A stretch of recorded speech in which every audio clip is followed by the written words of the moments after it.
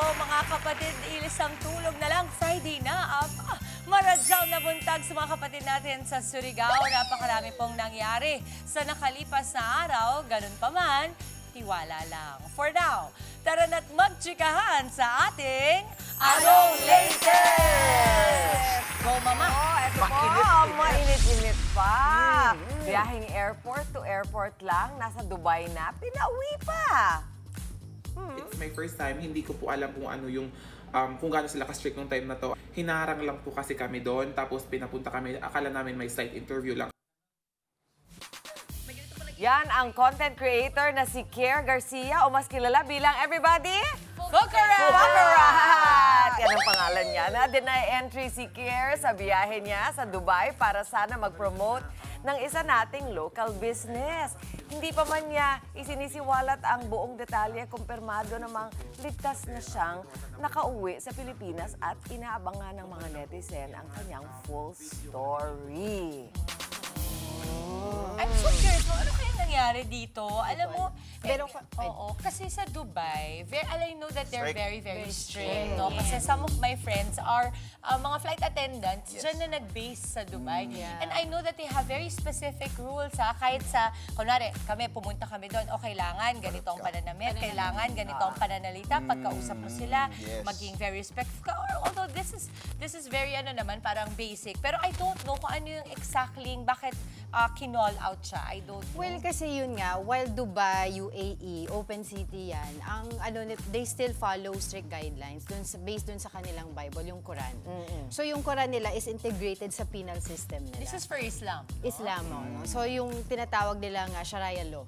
So you have to conduct yourself in a way na sinasabi sa Bible. Especially yung tungkol yan, mga cross-dressing, ganyan. So, kasama yan sa law nila. So, pagka gumawa ka ng something like that, merong kaukulan na parusa. So, yun yung parang pinaka-rule nila. Although may mga human rights activists, mga watch, has been calling Dubai and UAE na stop policing people, di ba? Policing people with their gender expression. Pero wala tayong magagawa because until in BARM sa atin, yung Bangsamoro Autonomous Region, Muslim Mindanao, meron din silang Sharia. Yung kanilang penal system ay kasama yung kung ano yung kung ano yung nasa loob ng Quran nila. And maybe ang nakikita ko, ang stand nila is that while, we respect how you are, who you are, but in this area, parang ganun. So, kailangan, ganun din. Yun din ang ini-expect nila. They have a cultural and religious na sinusundan dun sa bansa nila. So, when you go and enter our space, you have to respect what we believe in. Makes sense. Ganun. Kaya I think yun yung nangyari. Eh, Buti nga pinauwi siya eh. Kasi yung Could iba, have may been mga could have kaso been worse. binibigyan ng kaso. Or detained? Ginagano? Bawal lang ga. Alam mo, di ba doon, ewan ko, bawal nga yung mag-holding hands kayo. Oo, yun nga yun. Yun yun. Mag-kissing. That's what they said. Kasi syempre kami ni Boyet, we're super PDA. As in, we're not shy to show our love, affection. So sinabi sa amin na parang to not offend also. So syempre, akong bumisita in any home. Di ba, Mama? Kahit kunwari sa akin, makikitungo ka talaga at makikisama ka. Tayo nga sa Subic eh. Subic lang yan, di ba? When we go to Subic, ang galing natin bakit? magpapayag ng traffic rules eh. Oo. Diba? Ganun talaga. Bakit sa house mo, Mama, pag nandun kami, parang feeling namin kami na yung may-ari? Di ba, lahat nakapaa? At kung anong laman ng refrigerator, pwede. Iba-iba. May naglalakad ka doon, magsiswimming na lang eh, magsiswimming. Iba-iba kasi talaga. So I guess you really just have to respect the authority from where you are visiting. Okay, sige. Segue naman tayo mga kapatid sa isa pang trending. Ang matinding hinaing mula kay Queen Muning. Sino ba si Queen Muning? Wala na talaga akong trust sa government natin. Yan po ang diretsyang mensahe ni Miss Universe 2018 Catriona Gray sa kanyang Instagram broadcast channel. Kasi Kat, kasunod pa yan sa mga tumitindi pang issue ng korupsyon sa bansa. Ayon sa kanya, dapat daw mas malaking bahagi ng buwis sa mga Pilipino ang direktang mapunta sa pagtulong sa mga komunidad, lalo na sa panahon ng maraming nangangailangan. Tama, Jel. Yan po ay habang inaantay ang hustisya sa misuse of public funds at ang pagbubuo ng isang sistemang mapagkakatiwalaan. Giit panikat tayong mga Pilipino pa raw ang nagmimistulang alipin ng mga public servant na umaastang hari ng lipunan. Dagdag pa ni Kat na hindi siya susuko sa pag-asa para sa bagong pagbabago sa bansa pero hindi na raw niya nakikita na ang kasalukuyang pamahalaan ang magdadala ng panibagong pagbabagong iyon. Yan ang panawagan ni Miss You. No to misuse. Ganda. Pwede. Oh. Pwede mo na rin din Catriona. masisi yung mga tao Specifically, ito sila, Catriona Gray, na may malaking platform to say that na tayo nga, di ba, lagi natin iniisip until na wala pa rin na papanagot doon sa mga pinag-uusapan natin. Although, meron na mga nakasuhan, tingnan natin kung ano yung kahihinat na ng pagkaso na yun, di ba? Bigla ko lang naisip, no, ang dami na nga pala nating mga talagang hindi lang nanalo ng Miss You, pero yung nasa top 5. Yung parang sanay na tayo talaga na meron tayong world stage. Kasi itong mga beauty queens natin, hindi lang naman pang Pilipinas yan, di ba? Pang ano yan global ang kanilang reach. So, yan din naman ang nakikinig din ako sa radyo kanina. Yung mga lahat ng mga nangyayari dito, yung katulad the other day, yung sa dami-dami na lumabas sa sa Luneta, hindi lang para sa ating consumption yan, yan din ang unang nakikita ng buong mundo. Minsan hindi pa nila iintindihin kung anong nangyayari, makikita lang nila, ba't ang daming rally? So may kaguluhan dun. Gulo dun, yun, di ba? Pinag-uusapan din natin to the past few days, naalala ko, hindi ko alam kung Lunes ba, na yung ginagamit sa tamang platform. Dahil as you said, si Catriona, na hindi lang naman yung ating mga beauty queens, na hindi lang panglabas na anyo, hindi lang kagandahan ng kanilang ambag, may mga advokasya sila, kumbaga may utak din sila. They know what they stand for, they will be opinionated, they will fight for it, they will stand by it, and they will use their platform to good use. Dahil alam naman ni Kat na ang dami niya mga followers, so gagamitin niya yun na, eto, naninindigan ako, Pilipino naman din ako. Nagbabayad ako ng buwis. Nagbabayad ako ng buwis. Ito yung ano niya. Ako natutuwa lang ako na ang Pilipinas ay nakilala na ang mga queens natin from our pageants, mama, ay hindi lang basta maganda sa panlabas. Naalaman na rin na nakikita may representation kagaya nila Catriona, Pia, di ba? Kumbaga parang they can see na even after their reign, tuloy-tuloy lang yung pagiging queenly nila, ika nga. Beauty is more than skin deep, di ba? Ganda. Eto, speaking of beauty pa rin, from one Miss You po to our future Miss You. Dahil ang pambato natin si Atisa Manalo sa Miss Universe 2025 nagpa-wow sa kanyang prelims performance. Ako, Reyna Atisa, ang atake niya sa kanyang national costume na Festejada. Swak na swak sa angelic face ni Atisa. Simbolo ang kanyang costume ng likas sa ganda at makulay na tradisyon ng mga Pilipino, gaya ng giant lantern, pahiyas at panagbanga festival. Stunning din si Atisa sa kanyang swimsuit performance and her blue two-piece. Sinamahan pa yan ng kanyang wavy hair na sumusunod sa kanyang pagrampa. Pinalakpakan din ang kanyang midnight blue pinktada long gown kung saan angat na angat ang ganda niya. Target ni Atisa na maiuwi ang 5th crown ng Pilipinas sa coronation night ng Miss Universe bukas sa Thailand. So stunning. Ang ganda. Sasyalan ako sa itsura. Papanalamin. Lalaban, no? Talagang, Lalaban. Alam mo, ang daming nagulat ng mga netizen, ng mga viewers. Kasi di ba typically we would use blue, red, or something striking. from the flag, From the diba? flag natin, of Correct, course. Pero this time around kasi, I guess the designer wanted something different. No? So paglabas si Atisa, yung mga tao, ha? Ano yan? Anong kulay yan? Tapos nung lumapit na, ay wow! Parang the more closer Atisa got to the screen, the more na nagsisink in sa kanila how beautiful the color was. Anong kulay nga ba yun? Mama, midnight Parang- blue. yes. Parang ano siya. Ang pinktada kasi we were researching kanina. Nasabi ko nga, tignan mo ang lalim ng pinanggalingan nila. This time, we're not going any literal. Kasi we had the lava, di ba? We had the, Pula. the blue was Pias. Yellow was it Chelsea? Sino nag-yellow? Sorry. Chelsea yata. Chelsea ba nag-yellow? Manalo, And then dilaw red yun. tayo kay Catriona. Tapos this time, we went for a much darker color, a deeper color. But kasi mama, ang pinktada is a classification ng perlas yan. Eh di ba tayo ay kilalang-kilala dyan? Tapos makikita mo yung Iba-iba, choker oh, niya. nag-iiba-iba. There are pearls. Yes. So yung pinktada na yan, para yan mamang mother of Cascading pearl, yung parang ganon. Para siyang if you see it, yung bilog na ganyan pinanggagalingan ng perlas, tapos naglaland dun sa leeg niya mismo. Yung So ito, ang nakikita ko dito, kung ikaw ay mahilig ka sa pageant and you like Atisa, what you will do is that the gown is actually making you wanna look more Exactly. closer. Yun ang talagang pinagmamasdan You kong will be ginagawa like, ko. Oo, ano yan? Hindi ako I couldn't take my eyes off of her. Yeah, and beautiful. Ganda mo ang manika. Dinala niya talaga yung dress. Wow. Oo, pero kinikilabutan ako. Ako naman, what amazed me naman, yung niya, yung national costume. Ako rin. For me, this is one of the best national costumes ever. we had ever because it really represented our country. Yes. Diba? Every details, yung embellishment, yung mga beads noon represented yung hard work ng Pilipinas, yung Diba yung makulay? artistic natin. Yes. Oo. Yan. Yung parang banig siya, na parang Ito ba yun? very Sobrang Pinay. Diba? Parang very Parang nakahapon cultural. na nakasabit siya dun sa pahiyas, tapos ngayon Very nandun na sa cultural. PCU. Parang gano'n. Beautiful Really representation. represented Philippines. I think ibinagay din sa look ni Atisa. I think binagay sa look niya, no? Kasi sometimes you would think that the dress is wearing the girl, Yes. diba? But this time, Atisa is really given a chance to, tsaka ang ganda kasi ng, ang tawag dito, decolletage ba? Mama yun dito, sobrang ganda kasi ng baligay. Parang hinanger yung mga damit ng diba? May ganun kasi. Perfect, Tsaka yung bewang niya. Pati yung lakad. Yung bewang, kitang-kita, di ba? Ganda, mama. Saan pa nabibili? She's Ate owning Fer? it. Bewang na. Oo. Alam mo, corona na lang ang kulang. Kaya nga. Kaya ang aking sinabi noon, ang pangalan niya ay Atisa, ibig sabihin ay Atisa pang Corona. Tama.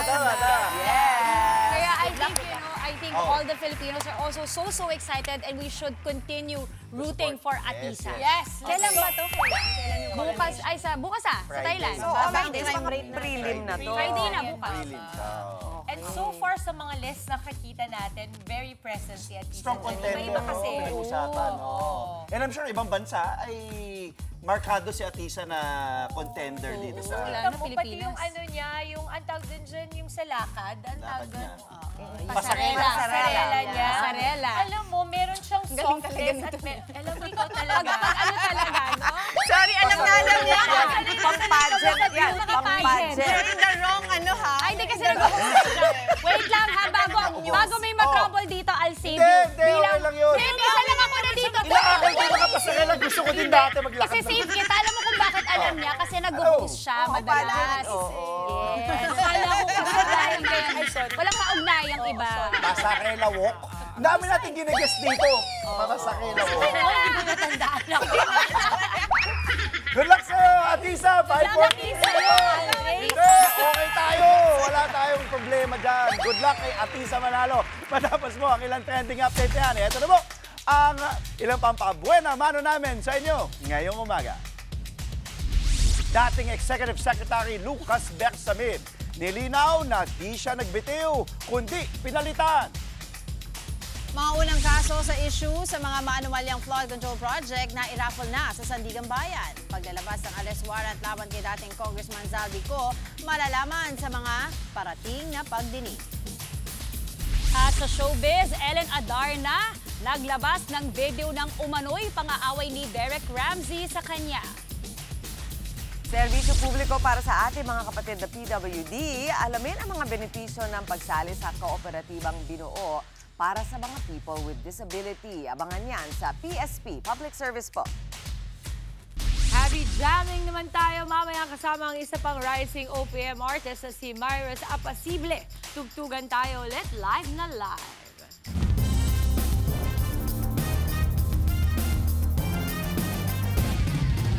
Bangon-bangon na po mga kapatid, 5:44 na ng umaga sa frontline. Sa umaga, pinababakaw sa pwesto at hindi nag-resign si dating Executive Secretary Lucas Bersamin.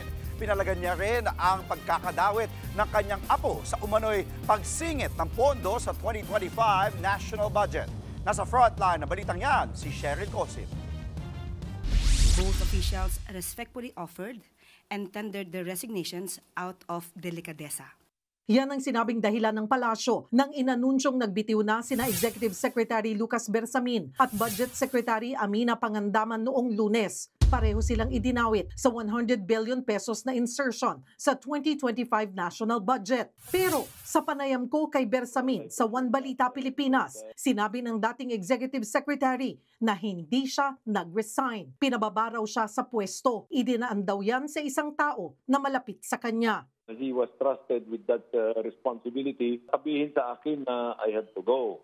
Magandang pakinggan yun pero hindi naman yan ang nangyari. Kung out of delicadeza na nag-resign ako, di mayroon sanang sulat sila na lalabas. But they accepted nothing. I do not hesitate dahil sa pleasure ni President ako. The message was very clear that I had to go. Hindi naman ako linta.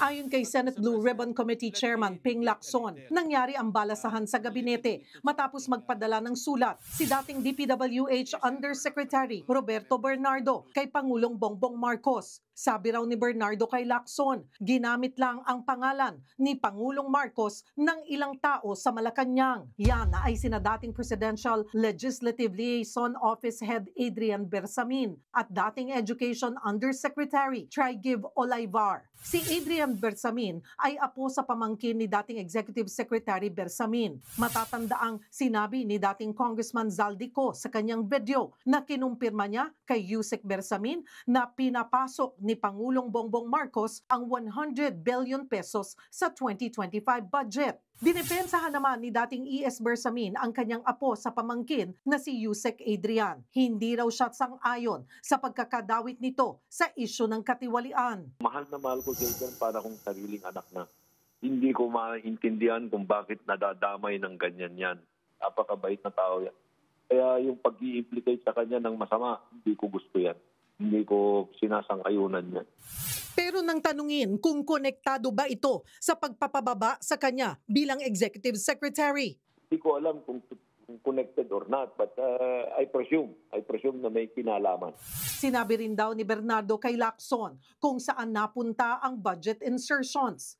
So 100 billion pesos, 81 billion pesos ang napunta umano sa DPWH at ang natira nilagay sa iba't ibang ahensya. Si Bernardo raw mismo ang humawak sa 52 billion pesos. Si dating Executive Secretary Bersamin daw ang nagtiyak na marirelease ang isiningit na 2025 national budget. Pero sabi ni Bersamin, wala siyang kinalaman sa kahit anong budget. Bakit ba sasabihin yan? Triple hearsay yan. Kahit na sino ang mag-connect sa akin dyan, hindi nyo dapat paniwalaan yan dahil wala akong kinalaman dyan. Saka hindi ko kausap yung mga yan na sinasabing kausap ko, like Mr. Bernardo. I will not allow myself to be dragged into anything na hindi ko naman ginawa or wala naman akong pakialam. So I will be able to defend myself very easily. Sinaktan na nila ako pero hindi ako yung tao na palahiganti. Respetuhin ko sila. Sa gitna ng isyu ng korupsyon at kahit wala na siya sa palasyo, naniniwala si Bersamin na hindi dapat palitan o pababain sa pwesto si Pangulong Marcos. Alam mo, si Presidente, napakagaling na tao yan. I'm not disparaging si Vice President, ang kakayahan niya, but I think it's safer for the Philippines to stay with President Marcos. Nagbabalita mula sa Frontline, Cheryl Cosim, News 5. Nanindigan si DepEd Secretary Sonny Angara na hindi siya magbibitiw sa pwesto sa kabila ng pagkakadawit sa mga kickback sa flood control scandal. Wala raw basehan ang mga paratang sa kanya. Sa Frontline, ang balitang yan si Camille Samonte. Hearsay o sabi-sabi, ganyan tinawag ni Education Secretary Sonny Angara ang aligasyong tumanggap din siya ng kickback sa maanomalyang flood control projects. Kaya nang matanong kung magre-resign din ba siya, hindi siguro kasi hearsay lang yung nandun sa akin tapos wala pang specific accusation, di ba? Walang mention of any transaction. Matatanda ang nagbitiw sa pwesto ang ilang cabinet officials sa dinawit sa flood control scandal at budget insertion. Kabilang dyan si dating Budget Secretary Amena Pangandaman. Si dating Executive Secretary Lucas Bersamin naman, iginiit na pinag-resign siya. Sa kaso naman ni Angara, idinawit siya ni dating DPWH Undersecretary Roberto Bernardo. Si DepEd Undersecretary Trigiv Olaivar daw ang nakatransaksyon niya. Nag-resign din si Olivar ayon sa palasyo. Kumpiyansa naman si Angara na walang basihan ang paratang sa kanya. Kung sa korte yan, ibabasura yun, di ba? Nabilang din si Olivar na gumamit umano ng pangalan ni Pangulong Bongbong Marcos para palabasin na utos ng Pangulo na ipasok sa BICAM ang 100 billion pesos na insertion sa 2025 national budget. Ayon naman yan sa isiniwalat ni Senator Ping Lacson. Hanggang ngayon ay wala pang pahayag si Olivar kaugnay ng mga aligasyon laban sa kanya. Nagbabalita mula sa Frontline, Camille Samonte, News 5. Natukoy na ang 3 dibisyon ng Sandigan Bayan na didinig sa mga unang kasong isinampa sa mga dawit sa flood control scandal. Sa mga pagdinig malalaman kung may sapat na basihan para maglabas ng arrest warrant laban kay dating Congressman Zaldico.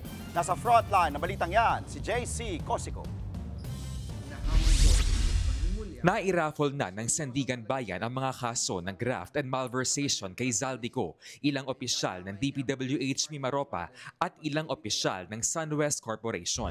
Kaugnay ito ng nabistong substandard na flood control project sa Nauhan Oriental, Mindoro. Ang 5th, 6th at 7th Divisions ng Sandigan Bayan ang hahawak sa mga kaso ni Nako. Isinampa ng Ombudsman ang mga kaso sa Sandigan Bayan sa rekomendasyon ng Independent Commission for Infrastructure. Ito ang unang beses na may tuluyan ng nakasuhan kaugnay ng anomalya sa flood control projects. We believe that we will be able to have a deluge of cases in the next few months after the New Year. Deluge na yan. Marami ng kaso yan. Walang piyansa ang inirekomenda ng Ombudsman sa kasong malversation. Because the amount malversed exceeds 8.8 million pesos and in line with the law and jurisprudence, the panel of Ombudsman prosecutors has recommended no bail for the malversation charge. Kapag nakitaan ng Sandigan Bayan ng sapat na basihan ng mga kaso, pwede nang mag-issue ang korte ng warrant of arrest laban sa mga akusado. Humiling na rin ang Ombudsman sa Sandigan Bayan na kanselahin ang pasaporte ni Ko. May mga balita nung panahon ng rally na umaalikid lang daw sa malapit lang sa Pilipinas. Pero I doubt it. I think it's parang saywar yan. Kaya natatawa-tawa na lang ako nung sinusubukan na meron nagpapatalon sa amin na pauwi na raw, pauwi. Sabi ko, di umuwi na siya. Mas gusto ko yun, di ba? Kaya lang, hindi umuwi. Kulang sa tapang yung tao eh. Pero ayon sa kampo ni Ko, kukontrahin nila yan. Umalis ng bansa si Ko noon pang Pebrero para umano sa isang medical treatment. Samantala, nagpasalamat ang ICI sa Ombudsman sa anilay mabilis na aksyon. Pero ipinagpaliban muna nito ang pagrekomenda ng kaso sa 3 senador na dawit din sa flood control scandal. Kailangan daw suriin ang mga bagong affidavit ni dating DPWH Undersecretary Roberto Bernardo. So we'll have a delay of maybe 10 days from last Friday. Hopefully we'll finish it. Hiniling din ng ICI sa DOJ na isama sa lookout bulletin ang 17 taong may kinalaman umano sa mga maanumalyang proyekto. Kabilang na rito ang mga kawani ng DPWH at mga opisyal ng SunWest Incorporated. Nagbabalita mula sa Frontline, JC Cosico, News 5.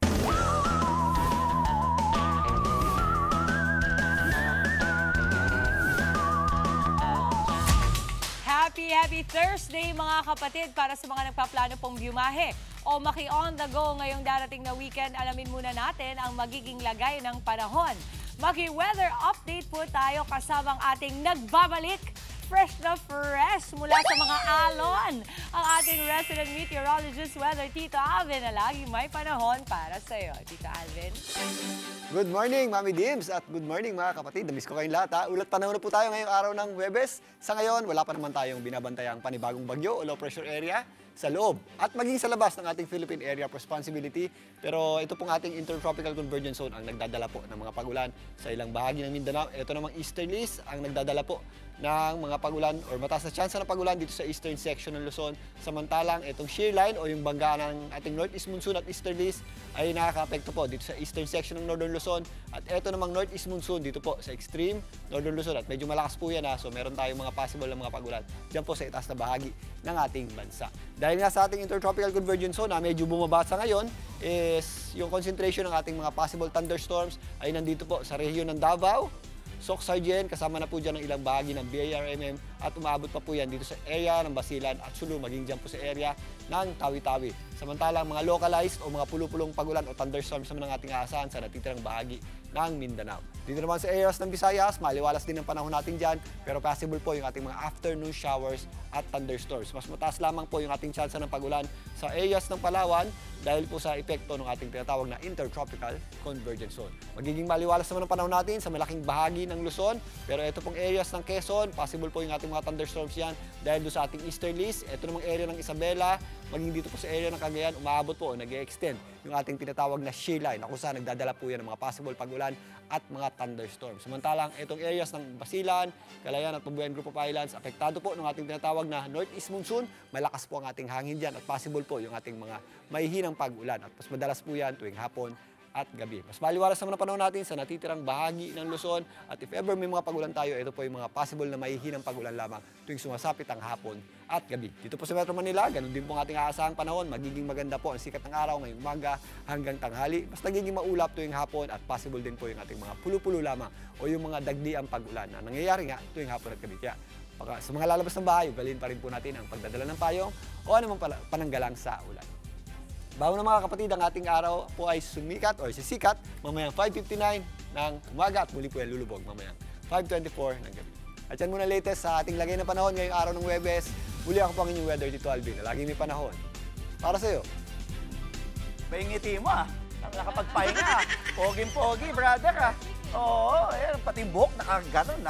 Maraming salamat, Tito Alvin. At sa pagbabalik po ng Frontline sa umaga, Senator Amy at First Lady Liza Marcos, pinabulaanan ang kumakalat na umano'y away nila online.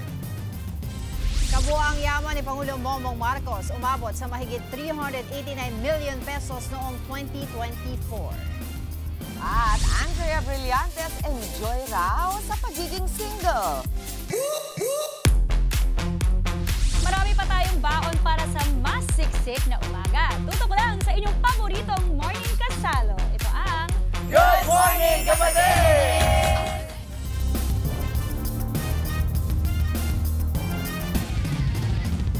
Babalik po ang Good Morning Kapatid. Bangon-bangon po, gising-gising, mga nanay, mga tatay, alas 6 po ng umaga ngayong Huwebes, maayong buntag sa mga kapatid nating Bisaya. Sa Frontline sa umaga, kumakalat po online ang umano'y patutsadahan ni na Senator Amy Marcos at First Lady Liza Araneta Marcos. Pero paglilinaw na maghipag, fake news yan. Nasa Frontline ng balitang yan, si Marcos Halili. 2 araw matapos ang akusasyon ni Senador Amy Marcos tungkol sa umuning pagdodroga ng kapatid niyang si Pangulong Bongbong Marcos at nang hipag niyang si First Lady Liza Araneta Marcos, nag-update si Liza sa kanyang Facebook account. Nakipagkita raw siya sa mga filmmaker na balak dalhin ng Hollywood sa Pilipinas at doon na nga siya bumanat. Sabi ng First Lady sa kanyang caption, "Welcome to Entertainment Pinoy Style." Butas-butas daw ang plot. May aktor na hindi marunong umarte at may climax na nilulubog underwater ang buong komunidad. Quote-unquote, "Let's not even talk about fake news." Higit 10 minuto lang matapos ang Facebook post na yan ni Liza, ito naman ang kanyang pinost. Continuation ng nauna niyang post at ang caption, "And speaking of fake news, welcome to Entertainment Pinoy Style." At meron pang 3 laughing emoji. Kalakip nito ang peking quote card ni Liza na nagsasabing ayaw na raw niyang makipagtalo dahil ate siya ng kanyang mister at may respeto siya sa kanilang mommy Imelda. Dagdag pa niya, fake daw ang mga statement kasing fake ng retokadang mukha. Nakalagay pa sa peking quote card na yan daw ang sagot ni Liza sa drug use allegations ni Senador Amy Marcos. Pati ang Presidential Communications Office sinabing fake news ang quote na yan. Ipinost naman ni Senadora Amy ang quote card na may caption na "I did not post this. Thanks." Ang nakalagay naman sa naturang quote card, "Oo, wag kang makipagtalo sa akin. Dapat nga, magpasalamat ka." Quote-unquote, "Ipinilit kita sa kapatid ko kahit maganda lahat ng ex niya. Ikaw ang pinaka-ugly with biggest tummy full of drugs and wine." Nakabold pa ang linyang ang photos na i-edit pero ang hair follicle test hindi nareretoke. Sa comment section, sabi pa ni Senator Amy, maging maingat daw sa mga peking pahayag gaya ng peking code card.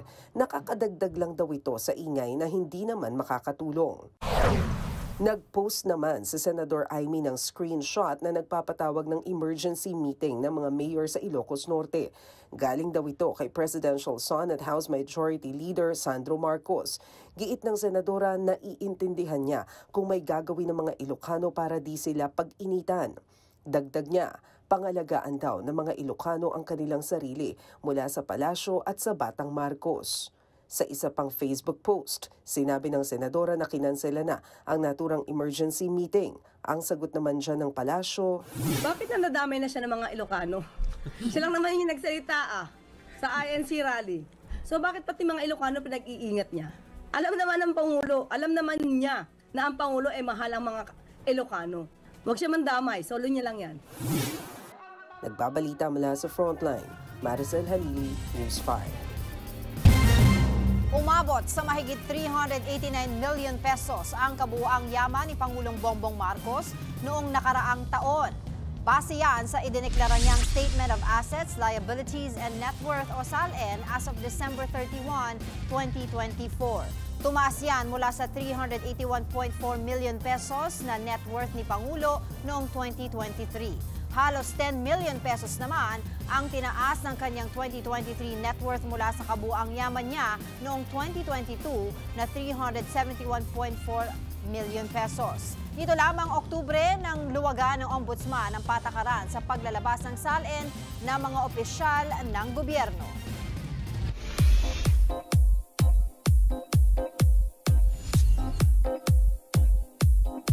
Kontento raw sa pagiging single si kapatid star Andrea Brillantes. Ayon kay Blythe, hindi niya priority ngayon ang pagkakaroon ng relasyon. Wala rin daw sa kanya ang pagiging third wheel sa mga kaibigan. Kontento naman daw siya sa pagiging single. At kung may dumating daw na someone special, gusto niya raw ay confident enough to pursue her. Bukod sa pagiging newest calendar girl, busy sa kaliwat kanang project si Andrea. Naglapag na naman ng resibo si Ellen Adarna laban kay Derek Ramsey. Napakaduwag mo, puro ka lang salita. Yan ang problema sa'yo. Yan po ang nakuha ng video ni Ellen nang umano'y pag-away daw nila ni Derek. Maririnig sa video si Derek na tinawag na duwag ang asawa, puro lang daw salita ang misis. May narinig ding mura. Nangyari raw ito noong 6 na buwan siyang buntis sa anak nilang si Lily. Inilabas ito ni Ellen kasunod ng comment ni Derek na hindi niya raw kailanman isinumpa ang asawa. Una nang ibinunyag ni Ellen na 3 buwan na silang hiwalay ni Derek.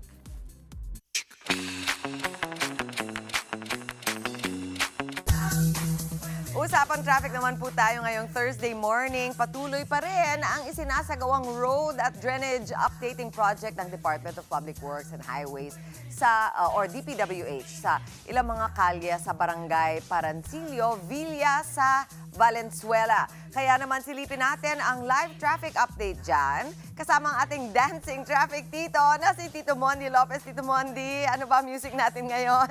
At kamusta ba ang traffic dyan? Uy! Throwback! Yes, Mami Chiggy! Di Mami Chiggy, good morning. Di ba pwede natin buksan natin isarado. Team Commute, kaway-kaway sabay. Nandito nga tayo sa General Villa Street. Pwede mo pala konti lang. Tapos dito nga sa barangay, kita nyo napakahirap. Kahit si Mami Chiggy nahirapan, dito sa barangay, Parancillo Villa sa Valenzuela City. Dahil nga may project dito, yung DPWH na ayusin yung kalsada, pati yung drainage system. Kaya naman noong Lunes pa hanggang November 30, sasarado itong buong street na to, lalo na sa lahat ng uri ng sasakyan. Importante ito, pakita natin. First time natin Mami Chiki, na makapasok kadalasan kasi pag sarado, di natin nakikita. So yan, nagkaroon ng mga excavation, tapos asahan din na magkakaroon, pakita natin, na maglatag ng mga bagong tubo, pati na rin ng mga bagong pavement, di ba? Importante yan, tinan ko nga, safe naman. Safe tayo sa pasos natin. Importante ito para maiwasan yung lalo na kapag ulan, di ba? Mas magiging maayos yung drainage system nila, ma-upgrade. At the same time, yung kalsada mas magiging matibay. Kita nyo naman, ang sitwasyon dito, pasok po tayo. Ang tanging nakakadaan lang dito ay yung mga kapatid natin. Hello po, good morning, good morning. Ayan, good morning sila, di ba? Sakto. Eto, medyo, yan. So, ang pwede makadaan dito yung mga may bike, pati na rin po yung mga ating mga kapatid na commuter. Gaya ni sir, interview na kita, sir. Good morning, sir. Monday po. Ayan. So, anong pangalan po natin, sir? Sir Eugene, kumusta po? Sir, nasa good morning kapatid kayo, sir. Sa reglag ako. Ayan. Sir, anong oras sa pasok niyo po? 8:30. Sir, mula nung Lunes, sarado po ito. Paano po naging impact po nito sa inyong pagpasok? I have to walk from this point to sakay ng jeep. Sakayan. So, ano pong impact? Mahirap po ba o okay naman? Medyo may delay ng, syempre, minutes sa travel time. Kaya yun. Tapos in-interview ko pa di masyadong na din. Ayun lang, sir. Pero okay naman to, di ba, sir? After na maayos po, di ba? Dapat. Dapat kasi magiging mas maikli yung oras. Ayan. Maikli sagot mo, sir. Mas maikling delay. Maraming salamat. Thank you. Sir. Sige, pasok po kayo. Thank you, sir. At dahil dyan, maraming salamat kay sir. At dahil dito, makita natin, dahil sarado nga ito, ang alternatibong ruta ng mga sasakyan natin, lalo yung mga light vehicle, ipapunta sa P.D.2 Street, papuntang, pakita natin, pa Calamansi Street, bago sila lumiko ng Paliwas Road o JP Rizal. At tandaan nyo po, may truck ban pa rin ng 5 a.m. to 8 p.m. Kaya naman yung mga truck natin na dadaanan sa gabi, pakita natin, tuloy yung daan natin, ay dadaan naman sila sa Paliwas Road bago lumiko sa P. Delmar Street. Ayan. Yan muna natin yung biyahe. O, di ba, dumaan tayo dito. Back to studio. Yan naman talaga, Tito Mondi, nakakapag-ice baby ka dyan sa putik. Believe na ako sa'yo. Maraming salamat. At sa aming pong pagbabalik, ex-boyfriend ni Gina Lima natagpo ang patay sa kanilang bahay sa Quezon City. At sa Larga, ngayong National Reading Month at English Month, aalamin natin ang kahalagahan ng libro at pagbabasa. Kasama si Laila. Kaya wag po kayong alis, mga kapatid. Magbabalik pa ang iyong paboritong morning kasalo. Ito ang Good Morning Kapatid!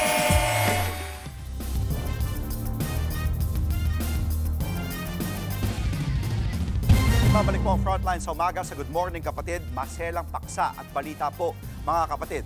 Patay na ring natagpuan sa kanilang bahay ang ex-boyfriend ng aktres at modelo na naunang namatay sa Quezon City. Dismayado naman ang pamilya ng lalaki sa kumalat na impormasyong sangkot siya sa pagkamatay ng model. Nasa frontline ng balitang yan, si Ian Suyo.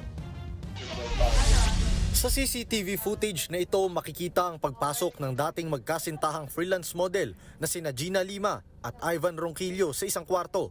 Kuha yan sa bahay ni Ronquillo sa barangay Apolonio Samson, Quezon City nitong linggo.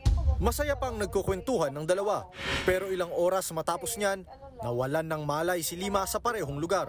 Isinugod siya ni Ronquillo sa ospital, pero idineklara ring dead on arrival.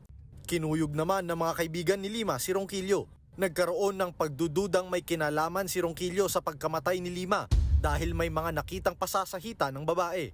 Pero 3 araw matapos ang pagkamatay ni Lima, si Ronquillo naman ang natagpo ang patay sa parehong bahay. Isinugod siya sa ospital pero idineklarang dead on arrival. Ilang oras bago siya bawian ng buhay, si Ronquillo mismo ang nagpost sa social media ng huling video nila ni Gina habang magkasama at video ng pag-iyak niya sa harap ng bangkay ng dating nobya. Nagpakita rin siya ng mga larawan ng sugat na natamo niya sa pagkuyog sa kanya. Labis naman ang hinagpis ng pamilya ni Ronquillo sa anilay maling impormasyon na kumalat tungkol sa pagkamatay ni Lima. Iginiit nilang walang kinalaman ang ex ng modelo. Na-clear na siya eh. Walang foul play. Pinakamasakit yun. Yung nasasaktan na yung pamangking ko, binugbog pa siya. Napakaraming fake news na hindi ko akalain na mangyayari sa family namin. Sa inilabas na resulta sa autopsy ni Lima, nakitaan ng pagbabago ang kanyang baga at puso, bagamat hindi pa matukoy ang eksaktong dahilan ng kanyang pagkamatay. Gayunman, masasabi na raw na hindi sa bugbog namatay ang modelo. Kumbaga sa layman's term natin is nanikip yung dibdib. Yun po yung paliwanag po ng doktor. Hinihintay pa ang toxicology report na mas makakapagbigay linaw sa nangyari. Lalo't may mga nakitang hinihinalang droga sa bahay ni Ronquillo. Sir, may mga tablets po silang nakuha and yung marijuana kush. Off report ng crime laboratory kasi is tablets pa yung naka-indicate. So waiting po tayo sa result kung ano po yung mga yun. Nagbabalita mula sa Frontline, Ian Suyu, News 5. Base sa datos ng Philippine Statistics Authority, 9 sa 10 Pilipino ang marunong magbasa. Pero 3 sa kanila ang hirap umintindi ng kanilang binabasa. Kaya ngayong National Reading Month, may iba't ibang advokasya ang school para matulungan ang kanilang mga estudyante, gaya na lamang ng book pantry ng Addition Hills Integrated School. Laila! Ano-ano mga libro ang makikita natin dyan?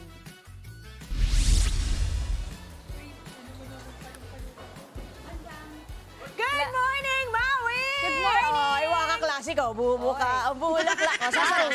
Sasara ang bulaklak. Dadaan si tita. Eto na ako. Good morning, Maui! Good morning, mga kapatid. Ay, ang ingay ko. Dapat pala hindi tayo masyado maingay kasi papasok tayo sa library. Kaya medyo dito na lang muna ako mag-iingay, di ba? Nandito tayo ngayon sa Addition Hills Integrated School. 3 kembot away lang from the studio kasi alam nyo ba, may kakaibang pantry na nangyayari dito at hindi sa kantin kundi sa kanilang library. Naku, hindi ko alam kung mapapanindigan ko yung shhh. Alam niyo naman ang daldal ko eh. Tara, silipin natin ang kanilang library. Good morning po. Ay, ayan, anong role mo sa buhay dito?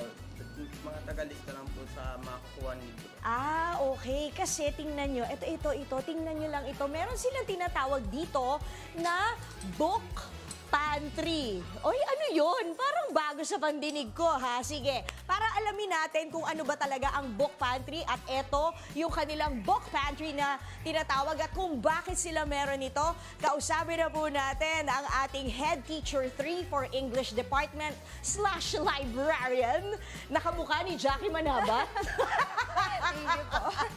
Si Ma'am Hana Faye Arteche. Good morning, Ma'am Hana. Good morning po, Miss Leila. Oh, Welcome to Ma'am. ICE.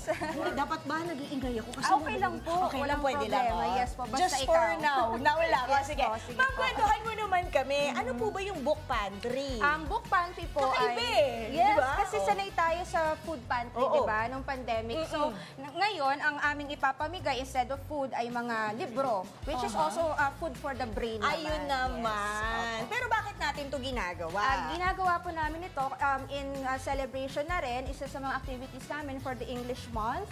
Ito po ay aming paraan para ma-encourage namin yung mga estudyante namin na magbasa ng Okay. libro. Kasi usually pag pupunta sila sa library, di ba, hihiram lang sila Ng libro. ng libro. But Oh. this time, they can have a book that they want to read and bring it at home and then sa kanila na yon.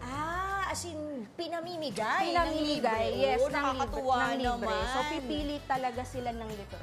Ano po yung mga klase ng mga books na ipinamimigay natin dito sa book pantry? Okay, we have a lot of options naman. Meron kami mga non-fiction and fiction books. We also have religious books, may inspirational books din. May mga magazines, pero konti lang eh. Mas marami sa mga novels namin.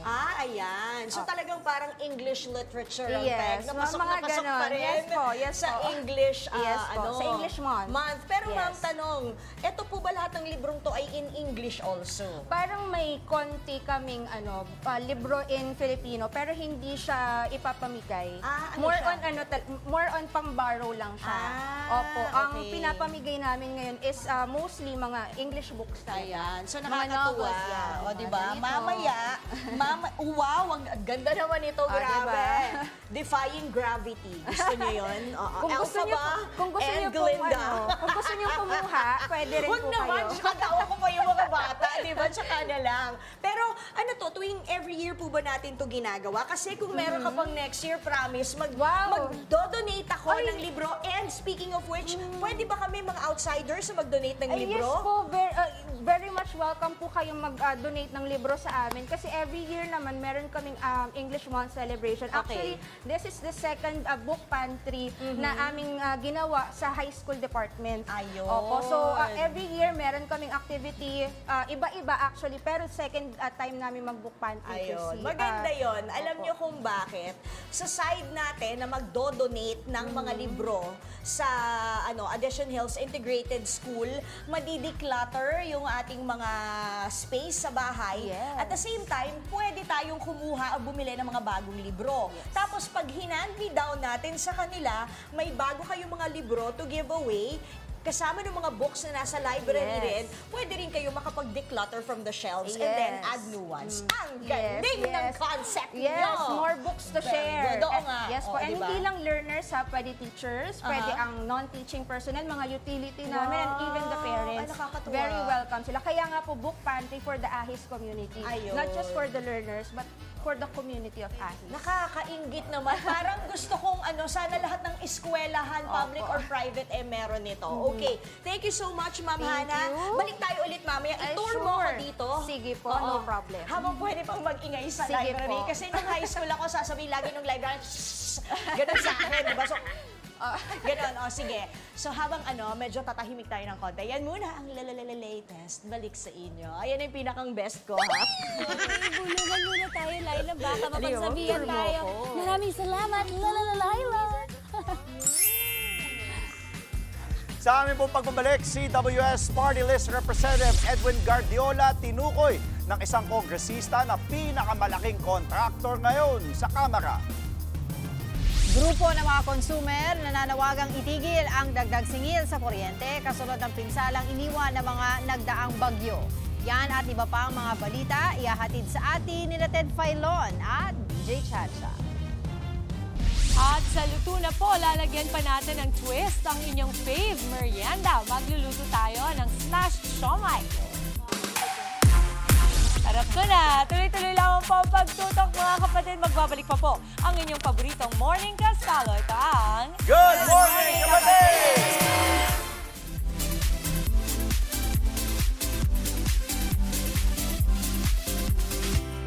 At nagbabalik po ang Good Morning, Kapatid! Craving for homemade siomai pero walang time gumawa. Naku, bakit hindi po natin subukan itong lulutuin nating quick at kakaibang smashed Kaya mo yan. Diba masantik ko? Ang hirap talaga pag di ka kumakain eh. Smashed siomai! At hindi nagkakape. Oo, hindi ako nagkape.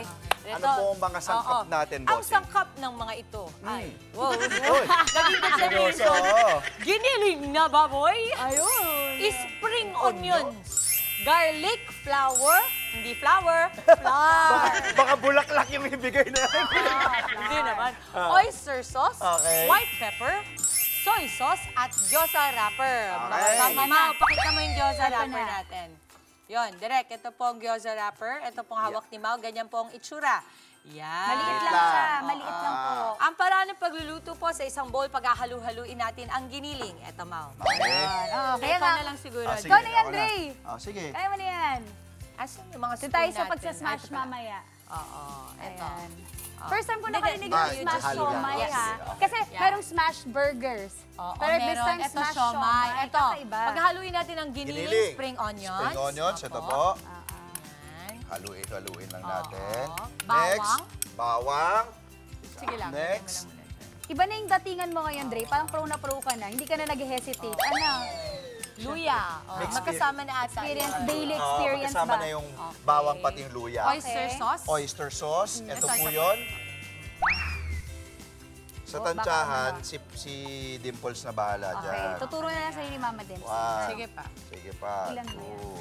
Mga anim siguro. Three. Kasi yung ano natin, muntik nang magkaroon ng kutsarita eh. Oo. Muntik na. Wala bang mas ililit to? Sige, Ah, yan mga muna. bukas Ako tapos yan. ka na. Okay, sige. Okay. Tapos, toyo. Toyo.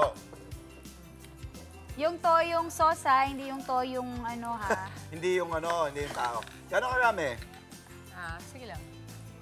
Siomai ito Yan. Siomai, okay. White pepper. Okay, white Ito na. pepper.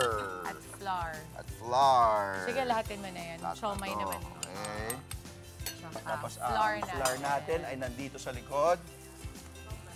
Sige lang. Huwag masyado madami. Ano karami? Siyempre, chinik natin kasi may cornstarch, may all-purpose. Ay, wow! Husay mo doon! Dalian mo na. Dalian na daw. Dalian na. Dinaan tayo Ganito, sa dito ganyan, eh. ganyan. Okay na. Ay, sige lang. Gusto niyang i-highlight talaga yung pagiging magaling niya. Oh, go. Okay. Sige. Kaya mo Wag! na palang Wag, sarili wag. mo, ha? Tapos Yan, halo na. haluin lang. Haluin lang, Dre. Haluin lang natin. Pagkahalo natin yan, ilalapat naman ni Mama Maui ang gyoza wrappers dito sa ating flat surface. Ilalagay ang tinimpla natin giniling na baboy. Habang ginagawa yan ni Dre, meron na tayong finished product dito, Dre. So, ang mangyayari po, mga kapatid, pagkatapos ko po haluin ng ganyan, ito po Ganito magiging itsura. kalabasan niya. Yan ang ending. Alam mo, galing-galing na talaga eh. Oo. Ayan, saba. Kita ba natin ito. Ayan. Yun. Okay, So, yan sige na. na. Yan ang gagamitin ni Maui. Mau, lalagyan natin yan dyan sa ibabaw at keso. Tapos, So, ito muna. ipiprito natin. Okay, so kukuha na ako. Mga gaano karami kaya ito, Mama? Huwag lang yung parang lalabas, Mama. Ah, masyado marami. Half Okay. lang, half. Okay. Sige pa. More pa? Half? Bawasan pa? Yes. Tapos, siguro, bilugin mo siya and then you smash. Smash. Yeah. Okay. Hindi ko na siya nabilog. Sa smash ko na lang. Parang, ano siya, Mau, parang magiging Yes. patty, magiging Yes. burger. Mismo. Tapos, igaganon natin pa. Correct. Okay, ayan. Yun, ganyan. Okay, pwede na Okay, yan. batiin natin ang ating mga kapatid na Good morning nagluluto po. Good ng morning. kanilang almusal ngayon. Ito na, isang Gandang idea umaga. to. Pang mabilisan, no? Yes, ma'am. Okay, lagyan natin ng konti sa ibabaw. Ganyan. O yun, no? Ah. Ganyan, di ba? Opo. Ayan. Okay. Kunin na natin yan at Yeah, ipiprito Drago. natin yan hanggang maging golden brown Okay, ang abot ating lang. gyoza. Wait lang. Flat ko lang. Ako na. Kuhanin na ni Mama yun. Ayan, kaya natin yan. Tapos, igaganon. Okay. Tapos, pabaliktad, di ba? Pabaliktad. Oo. Sige. Tingnan lang muna natin kung mainit na yung ating ano, ha? O, direct, ito na po. Ibabaliktad na po natin. Sige lang po, sige lang. Okay. At nagbabalita sa Frontline Pinoy. Hindi ba pala? Hindi ba? Ito na. Ito na, Papa Edison. Yan, Okay, ready? yan. Ready? Okay, Let's set. go. Yun. Hoy, narinig mo ba yun? Oo. Ayan. The sizzling is sizzling. Yes. The sizzle is sizzling. Yan.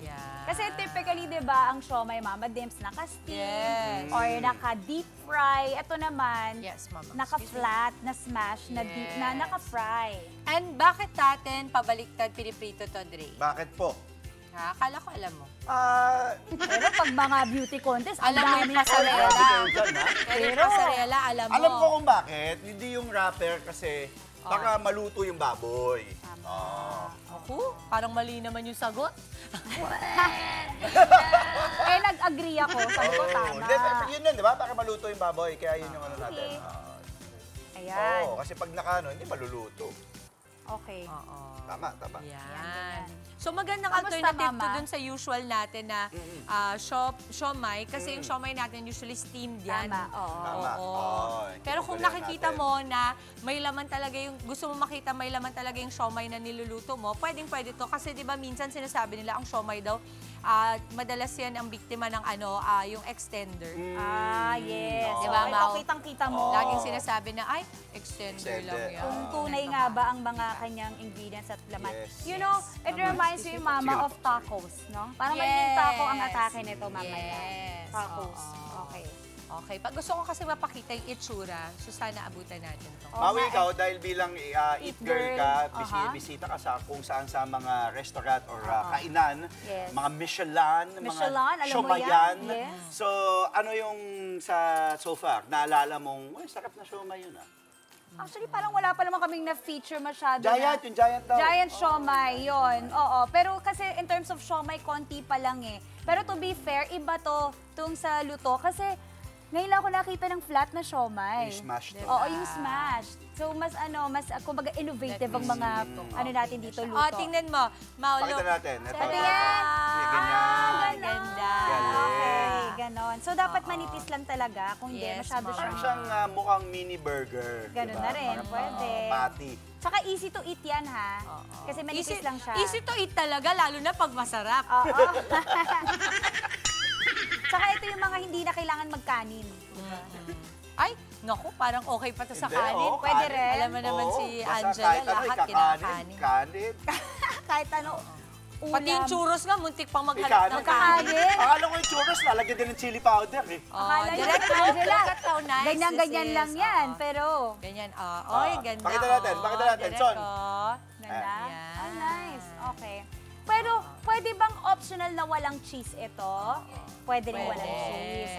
Depende sa inyo. Pwede nyo nang laruin yan. Pwedeng yung cheese pagkatapos na lang, di ba? Paano yung laruin? Paano yun? Pag magpapatintero, ganon. Pakibilis nga din. Kulang ka pa ba sa kape, Andy? Hindi ka makasabay. Away na naman kayo. Akin na nga yung isa. Naiinip na ako dito. Sige na. Maui, dinadaan tayo sana. Sa chika, no? Chika eh. Ready naman na, ang dami na nating... At saka alam nyo, masaya to with their kids. Kung ako nagawa ko, kaya po ng mga bagets nyo na i-flat yung pagpa-flat ng anything na sinasmash, gusto nila yan. Gusto Oo, kasi parang, actually parang ka naglalaro ng Play-Doh. Gusto ng mga bata yan. Yun yung feeling ko ngayon, parang lang ako naglalaro ng Play-Doh. Oo, anything So na fun. sinasmash ng mga bata. Okay. Ayan, Tuwa, ito, may medyo, bago na naman dahil tayo. binaliktad ko po kanina, ito na po yung parang nag-golden brown na po siya. Yan. Golden. Opo. Lagyan pa ba natin ng tissue to, di na, no? Okay. Pwede. no? Oo. Taka mami mantika. Galing, oo. Actually, pwede rin kutsarahin to eh. Pwede siyang i-flat ng Magdagan ko kutsara. lang ng mantika pa kasi matakaw pala siya sa mantika. Okay. Pwede rin kayang i-air fry to? If ever, hindi. Parang better siya ng fried talaga. Fried talaga. Oo. Kasi Okay. may giniling tayo. Okay. So, dapat mantika talaga kung maaari. Yes, ma'am. Okay po. Gusto ko lang batiin Bango, si ah. Attorney Joel and Attorney Maricar sa Puerto Princesa. Attorney Joel, Hello Attorney po. Maricar, good morning po. Maraming salamat sa pagtutok sa Good Morning Kapatid. At sa mga gising na, ngayon 6:35, ngayong Huwebes, mga kakabangon pa lamang, mga nanay, tatay Hello natin. po. Good morning po. Good morning po sa inyo. Good morning. Makiluto kayo sa amin habang kayo ay nagre-ready ng mga baon, almusal, mga kape. Screenshot nyo po itong ating ginagawa Recipe, kung wala kayong time ngayon para mamayang tanghalian. Diba? Pagka ganito ba, pwede pang lagyan ng sauce? Kasi kapag free na ganito, ang naiisip kong sauce yung parang sweet chili. Sweet chili. Ayan, sakto. Meron tayong Parang naka-ready. sweet chili, more than yung parang typical na ano. Na toyo, mansi. Na may, Pwede, parang lumpia, ganun, para dun sa sweet Ito, chili. pakita Baliktarin natin. ko lang Ayan. kasi para lang ano yung oil. Ayan. Oo, kasi kailangan talaga dinidrain mo yung oil. Para syempre hindi naman mapunta sa sistema natin lahat ng oil. Diba? Ay, ang sarap. Pwedeng-pwede itong, alam mo, yung ibenta sa mga canteen tsaka cafeteria. Oo. Pero Ay, pagka ganito, medyo kailangan, ano? Na mapili ko, magkakaroon talaga sila ng idea sa mga kung ano-anong nagagawa natin ditong mga iba't ibang klase ng I remember luto. si Inday, di ba? Si Mama Snooki na merong eatery sa ano, Ay, Jensen. yes, meron. Yes. Kaya si Inday magaling din magluto. Hindi siya foreign sa kusina. Nung katabi ko kasi dito, wah. Oo. Gumagaling na. Pwede na mag-asawa. Hindi ko alam talaga kung ano. Grabe, no? Yung growth mo sa segment na to, no? Ang laki. Ha? Nakita mo, parang pangungutsa pa rin. Hindi, totoo Alam mo naman. yung parang Hindi lang ginaslight ka, Alam mo, pero... hindi lang yung growth eh. Pati yung tiyan ko, lumalaki din.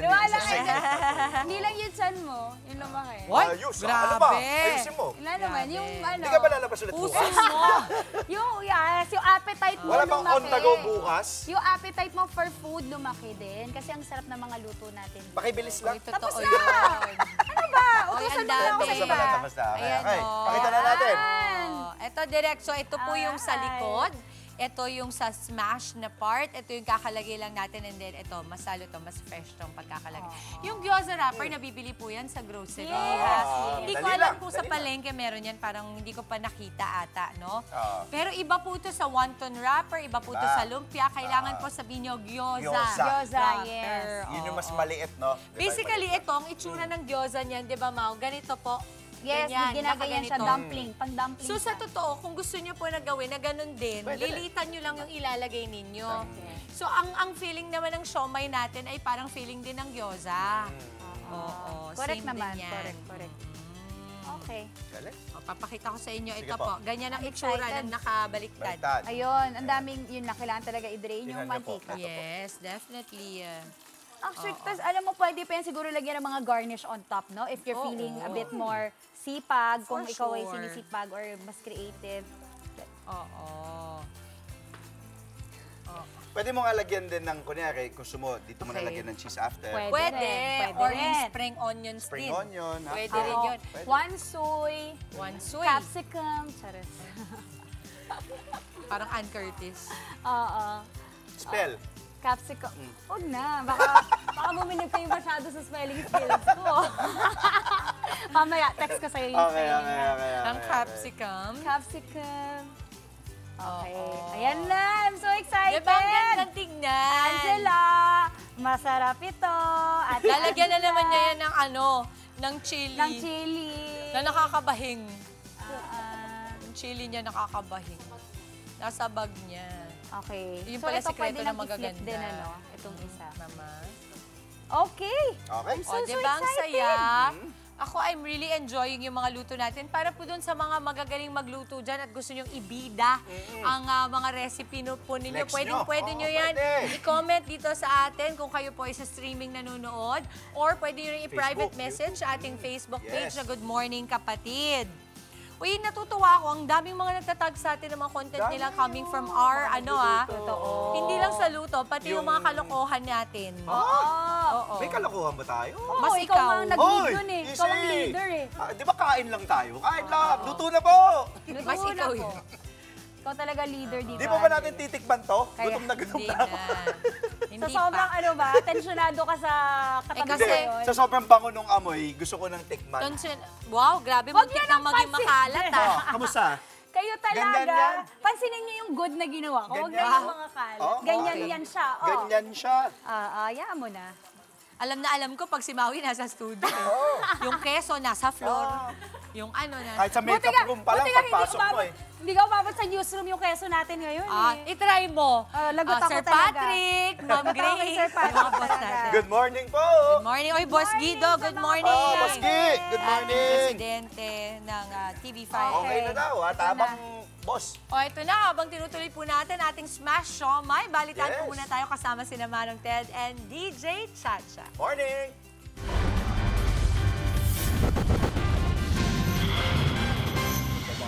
Naku naman. Good morning, good morning, good DJ morning. Chacha and Ganda Manong naman Ted. ang mga umaga talaga pag ganyan ang kasama mo. Morning, morning. Good morning. Kasama natin, of course, Dimples Romana, Maui David, Morning, at ang gwapo-gwapo DJ Cha. mong inaanak na si Andre Felix. Sakto lang. Chacha, kaya lumalaki ulo nitong katabi Uy, namin. easy. Nakikita niyo lagi, Sa kanyang ganun ninong eh. dito na gwapong-gwapo rin naman talaga. Oo. Ayun. Talaga Ayun, naman. Manang-mana lang tayo sa katabi mo dyan, Cha. Ninong Ted Filon. The award-winning Ted Ganda ng Filon. lahi nito. Sinabi mo pa. Siguro ang babait na batang ito. Sobra. Narinig mo, ang bait na bata Nako, ito. baka magsabi na naman si Dimples. Mabait talaga kami dahil ang kanyang yaman ay hindi galing sa nakaw. Ay, totoo yan. Tama. Okay. Aminin na Sige. niya. Ano Totoo ang po ating yan. niluluto ngayon? Ay, Manong, ito po ay Smash Siomai. Opo. Pwede pala i-smash yung show. O kasi po, di ba maraming mga galit na ngayon sa paligid. So, sa pagkain, pwede mo na rin ilabas. Smash Yung mo. galit mo, smash mo. Smash mo yung siomay. Magnanakaw ka? Tapos piniprito. Opo. Opo. So, Ninong, kakaiba Piniprito to. po sa sariling mantika. Mantika. Sabi ni Dimples, ang dami daw kasing galit. Doon sa labas niya yung galit sa siomay. Magnanakaw ka? Pinisak yung siomay. Eto sa'yo. Sa'yo. Dali lang. Literally yan, hindi ka gagamit ng cooking oil. Siya mismo na maglalabas ng Ay, mantika. hindi po. Meron Hindi pong po. oil. Meron pa Opo, din. gagamit pa rin po tayo. Para sa So, wrapper. Ninong, kakaiba po to sa kinaugalian natin, DJ Cha, na yung siomay talaga. Ito, parang smash na burger. So, pinitpit siya, tapos ilalagay natin dun sa mantika na Correct. pabaliktad. Okay. Opo. Sige. Yan ba ay may sausawan? O... Pwede. Meron po. Meron. Sweet chili, Manong. Yes. Sweet chili. Kasi prinito eh. Yan ba ay matitikman namin? Ay, marami. Siyempre, marami to. Manong, at yung ipapatikim namin sa inyo, walang halong nakaw. Wow. Yun ang gusto natin. Yung pagkain na hindi, yung pinambili, hindi galing sa nakaw. Mas Hindi. masarap yan. Ganun. Oo. Kaya hindi tayo mananaba niyan. Hindi daw nakakataba. Okay. Sabagay, Sige. oo. So, salamat na marami. Salamat po, Beautiful Salamat po. Manong. DJ Chat. Thank you so much. Salamat Thank po, you. salamat. Thank you so much. Kapag ganyan ang mga kapartner ko, baka Di ba? kahit na Sabado at Linggo, magtatrabaho ako Hindi, direct. sabihin mo, baka kahit 6 na oras, hindi ka talaga mapapagod Opo. niyan. Ang naggagandahang mga host po ng Good Morning Kapatid. Once again, Maui Dimples at syempre si Andre Felix. Gagandang lahi. Oo. Oo, dapat padamihin. Samantala mga kapatid, sa oras na alas 6:43 na. Ito nga po ang News 5 sa 105.9 True FM, RPTV 1PH at sa TV5. Ito ang kalipunan ng mga pinakamalalaki at pinaka-importanteng balitang dapat niyong malaman. Ako po si Ted Pairon. Ako naman po si Zardina Guevara. At sa ating pong pangunahing balita, 2 miyembro daw po ng gabinete ang iniuugnay ni Batangas Congressman Leandro Leviste kay CWS Party List Representative Edwin Gardiola. At ayon kay Leviste, ang cabinet members na ito ang nag-propose ng infrastructure projects na ini-award umano kay Gardiola. Bukod pa raw kay dating DPWH Secretary Manny Bonoan. Noong pong Martes, nagpunta si Leviste sa Independent Commission for Infrastructure para paimbestigahan si Gardiola. Hanggang ngayon po'y wala pa rin pong pahayag si Gardiola sa mga paratang na ito. I will wait to see if a case will be filed on Congressman Gardiola in the coming weeks to give them the benefit of the doubt. Opo. Bukas po ang aming programa para po mga kapatid sa panig po nitong si Congressman Gardiola. Kumamarapatin po ninyo at kami po ay tatawag din sa inyong opisina para po sa imbitasyon ng kaukulang panayam. Hindi naman po nabanggit din dito kung sino po yung isa pang cabinet secretary. At yan daw mga kapatid ay atin din pong aabangan. Samantala, gusto namang paimbestigahan ni Davao City Congressman Polong Duterte ang mga naisiwalat na ni Zaldico laban kina Pangulong Bongbong Marcos sa dating House Speaker Martin Romualdez sa flood control scandal.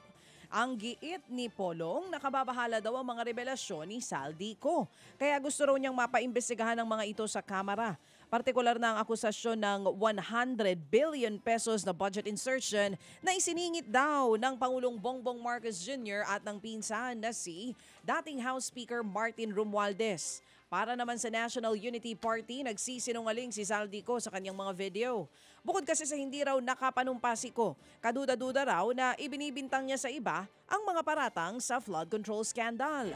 Hinimok naman ng minorya ng Kamara si Zaldico na umuwi na at ipresenta ng personal sa korte ang kanyang mga ebidensya.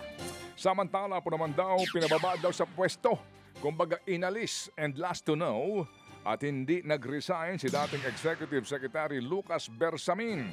Sa panayam po sa One Balita Pilipinas ng 1PH kahapon, sinabi po ni Bersamin na pinababa siya sa pwesto. Idinaan daw yan sa isang tao na malapit sa kanya. Dinipensahan naman ni Bersamin ang kanyang apo na si Undersecretary Adrian Bersamin na nadadawit sa 100 billion pesos insertions ni Pangulong Marcos Jr. Siya nga ang isa sa mga tinuturo po ni dating DPWH Undersecretary Roberto Bernardo na gumamit daw sa pangalan ng Pangulo para nga sa naturang insertion sa budget. Depensa ni Bersamin, hindi raw siya sang-ayon sa pagkakadawit ng kanyang apo sa issue. Yun nga lang, aminado siyang posibleng isa rin ito sa mga rason kung bakit siya pinababa bilang Executive Secretary. Kung out of delicadeza na nag-resign ako, di mayroon sanang sulat sila na lalabas. But they accepted nothing. I do not hesitate dahil sa pleasure ni President ako. Message was very clear that I had to go. Hindi naman ako linta. Opo, at mainam siguro nga din, sabi nga po natin sa ICI, kailan kayo mag-iimbita nitong mga taong ito para po sa kaukulang pagtatanong ng masinsinan at pakikinig sa kanilang mga paliwanag. Samantala po naman, sa iba pang balita, hindi naman daw magbibitiw sa pwesto si DepEd Secretary Sonny Angara matapos pong madawit ang kanyang pangalan sa flood control scandal. Ayon po kay Angara, hearsay o sabi-sabi lamang ang alegasyong tumanggap din siya ng kickback sa maanumalyang flood control projects. Matatandang idinawit siya ni dating DPWH Undersecretary Roberto Bernardo sa issue. Si DepEd Undersecretary Try-Give Olaivar daw ang nakatransaksyon nito. Nag-resign din noong Martes si Olaivar ayon sa palasyo. Pero ang git ni Angara, walang basehan ang mga paratang at malamang ibabasura raw ito kung dadalhin sa korte.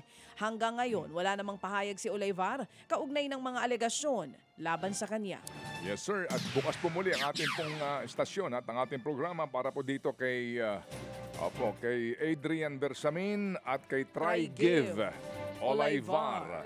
Samantala rin po kami po'y na-contact din sa tanggapan ni dating Budget Secretary Amenah Pangandaman para din po sa kaukulang pong panayam. Kasi nga kung hindi daw po nag-resign at tinanggal na lamang ang dati pong Executive Secretary, ang tanong ng marami, ano po ang sitwasyon ni Amenah Pangandaman?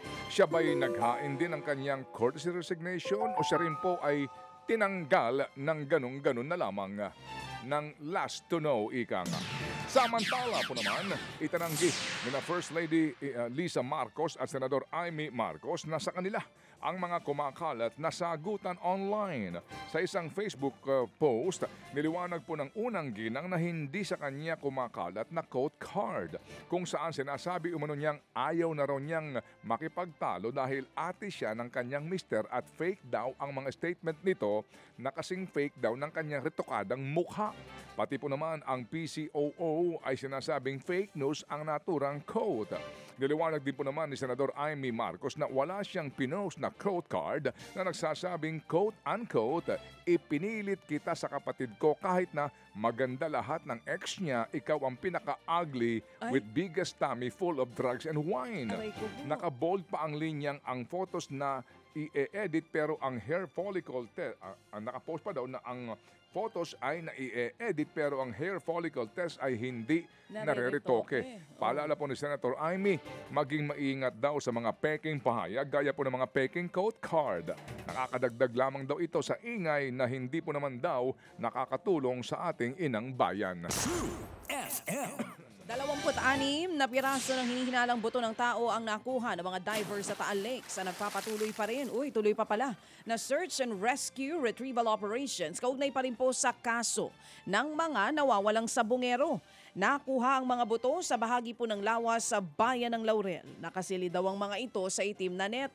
Nasa Calabarzon Police Forensic Unit ang mga buto para sa pagsusuri. Bago po yan, nakakuha rin ang 6 pang buto sa lawa nitong Lunes. Inyo bang nabalitaan yung kaso nitong si Patidongan? Hindi doon sa babae na isinasangkot siya sa isang kaso, kung hindi yung sinasabi daw po na pagbarel, no? Oo. Sa isa pong taga Rizal ay remember po yung kaso ho pala ay live case ngayon at mukha pong labasan siya ng arrest warrant, right? Opo. Frustrated murder po ito na kaso. So tignan natin kung mauna pa makukulong yung whistleblower dito kaysa po dito sa mga sinasabing mastermind ng mga missing sabungero. Samantala po naman higit 3 milyong pisong halaga po ng hinihinalang shabu ang nasabat sa 2 drug suspect na hinihinalang sangkot din sa mga teroristang grupo. Una nga pong nahuli ang suspect na si Elias Muhammad sa entrapment operation po sa Jensan. Hinihinala pong may koneksyon ang suspect at ang kanyang pamilya sa grupong Dawla Islamiyah. Sunod ho namang nahuli ang isa pang suspect sa bypass operation sa Zamboanga City. Idinadawit po naman ang ikalawang suspect sa grupong Abu Sayyaf. Sinampahan na po ng kaukulang reklamo ang mga inarestong suspect. Samantala, patay po ang 79 na taong gulang na lola matapos mabangga ng motorsiklo dyan sa Talisay City sa Cebu. Sa video, makikitang palingon-lingon ang biktima habang tumatawid hanggang sa nabundol ng isang motorsiklo. Tumilapon po ang biktima, humandusay din ang rider. Dinala po ang rider at ang lola sa ospital pero namatay ang biktima. Patuloy namang nagpapagaling ang rider. Nagkaroon na ng aregluhan ang rider at ang namatay na lola. Sa ilang pang mga balita po naman, patay ang isang truck driver habang sugatan ang kanyang pahinante sa pananambang sa General Santos City. At ayon po sa investigasyon, huminto lamang sa tabing kalsada ang mga biktima para nga daw po suriin ang kanila pong truck nang dumating ang mga riding in tandem at paputukan sila. Tinamaan po ng bala sa leeg at balikat ang truck driver. Bago siya po namatay, pinangalanan niya ang dati niyang kinakasama bilang isa sa mga suspect. Nakumpirma ho naman sa kuha ng CCTV na babae ang ride na namaril mula sa motorsiklo. Inaresto po ang babae sa ginawang follow-up operation. Todo tanggi ngayon ang dating ka-live-in ng suspect sa Bintang. Tinutugis ang kanyang kasabot na rider. Samantala, patay naman po ang isang pulis matapos sumalpok ang minamaneho niyang patrol car sa Welcome Arch ng Pagsanhan sa Laguna. Sugatan ng isa pang pulis at ang isang inmate. Base sa investigasyon, may motorsiklong kumain sa linya ng patrol car. Dahilan nga para lumihis ang biktima at bumangga sa arko. Nadala pa sa ospital ang biktima pero namatay din habang ginagamot. Patuloy namang nagpapagaling ang mga sugatan. Samantala po naman sa oras na 2 minutes before 7 o'clock in the morning, sa ating mga balita pong pang-consumer at kalakalan, isinailalim sa yellow alert ang power grid ng Kabisayaan kahapon. Numipis ang kapasidad dahil po sa mga plantang pumalya. Katunayan, 14 po na planta raw ang merong forced outage mula pa noong nakaraang taon at 14 na plantang tumatakbo sa mas mababang kapasidad. Naging epektibo raw ang yellow alert alas 3 ng hapon hanggang alas 8 ng gabi. Sa mga oras po na inaasahang pinakamataas nga ang demand para po sa kuryente. Kapag nakataas na ang yellow alert, nangangahulugan daw pong hindi sapat ang operating margin para nga saluhin ang demand tuwing may pumapalyang planta. Nanawagan naman ng isang grupo ng mga consumer sa gobyerno na ipatigil na muna ang kahit anong dagdag singil sa kuryente. Lalo't milyong-milyong mga Pinoy ang apektado ng bagyong Tino at ng Uwan. Sabi ng Power for People Coalition, sana'y makaramdam ang gobyerno sa sitwasyon ng mga Pilipinong nasa lanta ng bagyo. Ayon pa sa grupo, barya lang naman daw ang mawawala sa kita ng mga power distributor kung hindi mo na ito magtataas ng singil sa kuryente. Samantala po naman, niliwanag po ng Bangko Sentral ng Pilipinas na pinag-aaralan nito na nang maigi ang pagpapatupad ng 500,000 limit na maaring i-withdraw sa mga bangko araw-araw. Kalokohan nga din po ito doon po sa usapin ng mga lehitimo na mga Pilipino na may mga maliliit na negosyo lang. Opo, yung pong by the hundreds of millions na withdrawal, hindi nyo pinatigil. Sa hearing nga po ng Senado, tinanong po ang BSP kung biglaan lang ba itong ipinatupad bilang mabilisang tugon sa malalaki nga pong perang hinuhugot sa mga bangko na may kinalaman sa flood control scandal. Sabi rin po ni Senador Kiko Pangilinan, nakakatanggap siya ng mga reklamo mula sa mga maliliit na negosyante at mga customer. Dahil nga po sa biglang paghihigpit sa withdrawals, 500,000 magwi-withdraw ka ng cash. Kasi nga yung mga suppliers mo ay maliliit din. Kailangan bayaran. At cash in transaction nga kasi para umikot ka agad po yung pera at wala pang hihintayin ng mga clearance po sa mga bangko sa kanilang mga cheque. Kailangan daw kasi magpakita pa ng mga dokumento. Oo, ngayon, ganyan nga daw. Na nagwi-withdraw ng lehitimo ang dahilan ng kanila pong paglabas ng pera. Yung pong talaga naman tong gobyernong ito, ha? Nung pong by the hundreds of millions, okay lang po sa inyo. Wala kayong kinwestiyon, ha? Ngayon po, itong mga na naman po tinatamaan dito, yung mga maliliit na mga Pilipino na mga negosyante na ang galaw sa mundo ay patas. Paliwanag po ng Bangko Sentral, kinukonsulta daw nila ang banking industry bago nagpatupad ng naturang limit. Ito rin po ibatay po at ayon din po naman daw sa tuntunin po ng Anti-Money Laundering Council. Meron daw responsibilidad ang mga bangko na tiyaking ginagamit sa lehitimong negosyo ang perang nilalabas. Oo, at hindi. Ewan ko na lamang. Talagang minsan kakamot ka lang sa ulo mo dito, no? Ang laging biktima, yung mga parang sa mga negosyante, sa mga taxpayers po, yung mga regular na nagbabayad, yung pang hinaharas itong mga taga-BIR. Sila pa ang lagi pong... Laging may letter. Oo. May panakot pero lagi. Pero po yung itong mga kitang-kita na ngayon, ano ha? Yung malalaki. Oo. Ay nako. Yung malalaki ang kinita, lagi po kickback. ang pobre ang pangkaraniwang Pilipino po, lagi ang biktima po ng government incompetence. Well, ikaw ay nasa bayan na kung tawagin nga ay Pilipinas. O sige, ito tuloy pa. mo na yan, girl. Sorry po.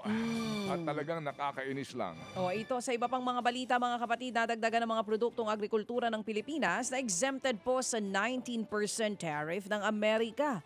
Sakop ng panibagong executive order ang mga produktong hindi kayang i-produce ng maramihan sa Amerika. Ayun na. Oo. Karamihan po dyan ay ang fruit juice, processed pineapples, coconut, mangga, mangosteen, frozen tuna fillets at maraming iba pa. Nauna nang na-exempt ang mga exports katulad po ng kape, kokwa, kamatis at karne. Malaking tulong ito sa sektor ng agrikultura para sa mga exporter ng Pilipinas. Balak daw naman ng Metro Pacific Investments Corporation o MPIC na pasukin ang sektor ng berry farm sa Pilipinas. Mismong si MPIC Chairman ang nag-utos po na ito'y isama sa kanilang plano. Balak daw ho ng Metro Pacific Agro Ventures ng MPIC na magpatayo ng mga greenhouse sa iba't ibang bahagi po ng ating bansa. Isa raw po sa mga posibilidad na nakikita ang pagpapatayo ng strawberry farm sa Benguet. Titingnan din daw nila ang posibilidad na magtanim ng mga blueberry.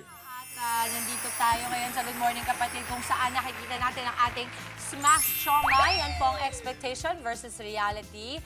Mama, ang budget natin dito, 45, 4 na peraso na yan.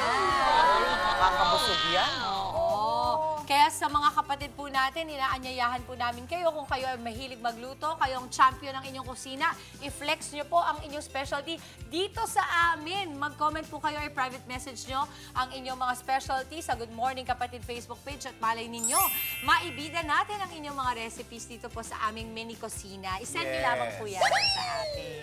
At sana, Tikman na. tara. Magpapadala tayo, di ba? Kay DJ Cha at kay Dinong Kat. Wow. Sana Go, Maui. Marami ba kayong nagawa? Kami, ikaw yung tikim squad namin. Actually, ikaw yung magsasacrifice. Marami ba kayong nagawa? Napapadala pa kayo. Okay, let's eat na kasi kinakabahan ako sa inyo. May 3 options na pwedeng gawin. Merong chili, merong sweet chili sauce at hindi ko sure. Ano? Malalaman natin. Pag natikman natin. Honey ba to? Honey. Kalamansi yan. Kalamansi, okay. Purong kalamansi. Okay, let's Kasi Ito, pwede rin to. Ayan, yung... Kasi di ba pag siomai talaga, toyo mansi yan nilalagay. O yung eat girl nyo, hindi sanay na hindi kumakain ganitong oras, di ba, Kers? So dapat kumain na tayo.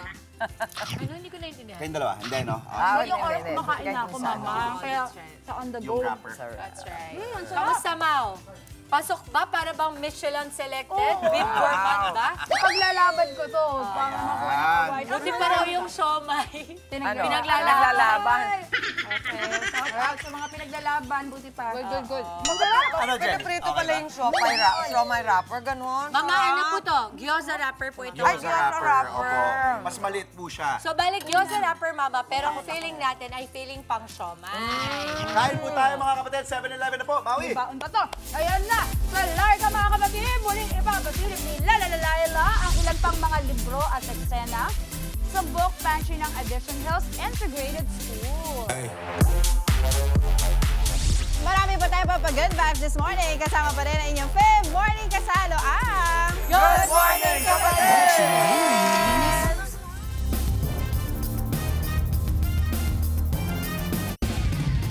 Sugatan ang dalawang sakay ng isang motorsiklo sa Quezon City matapos bumangga sa isang SUV. Nag-U-turn po ang motorsiklo sa bahagi ng Quezon Avenue. Pagdating sa kabilang lane, saktong papakati ang isang SUV. Hindi agad nakapreno ang sasakyan, kaya nabangga nito ang motorsiklo. Tumilapon ang magkaangkas.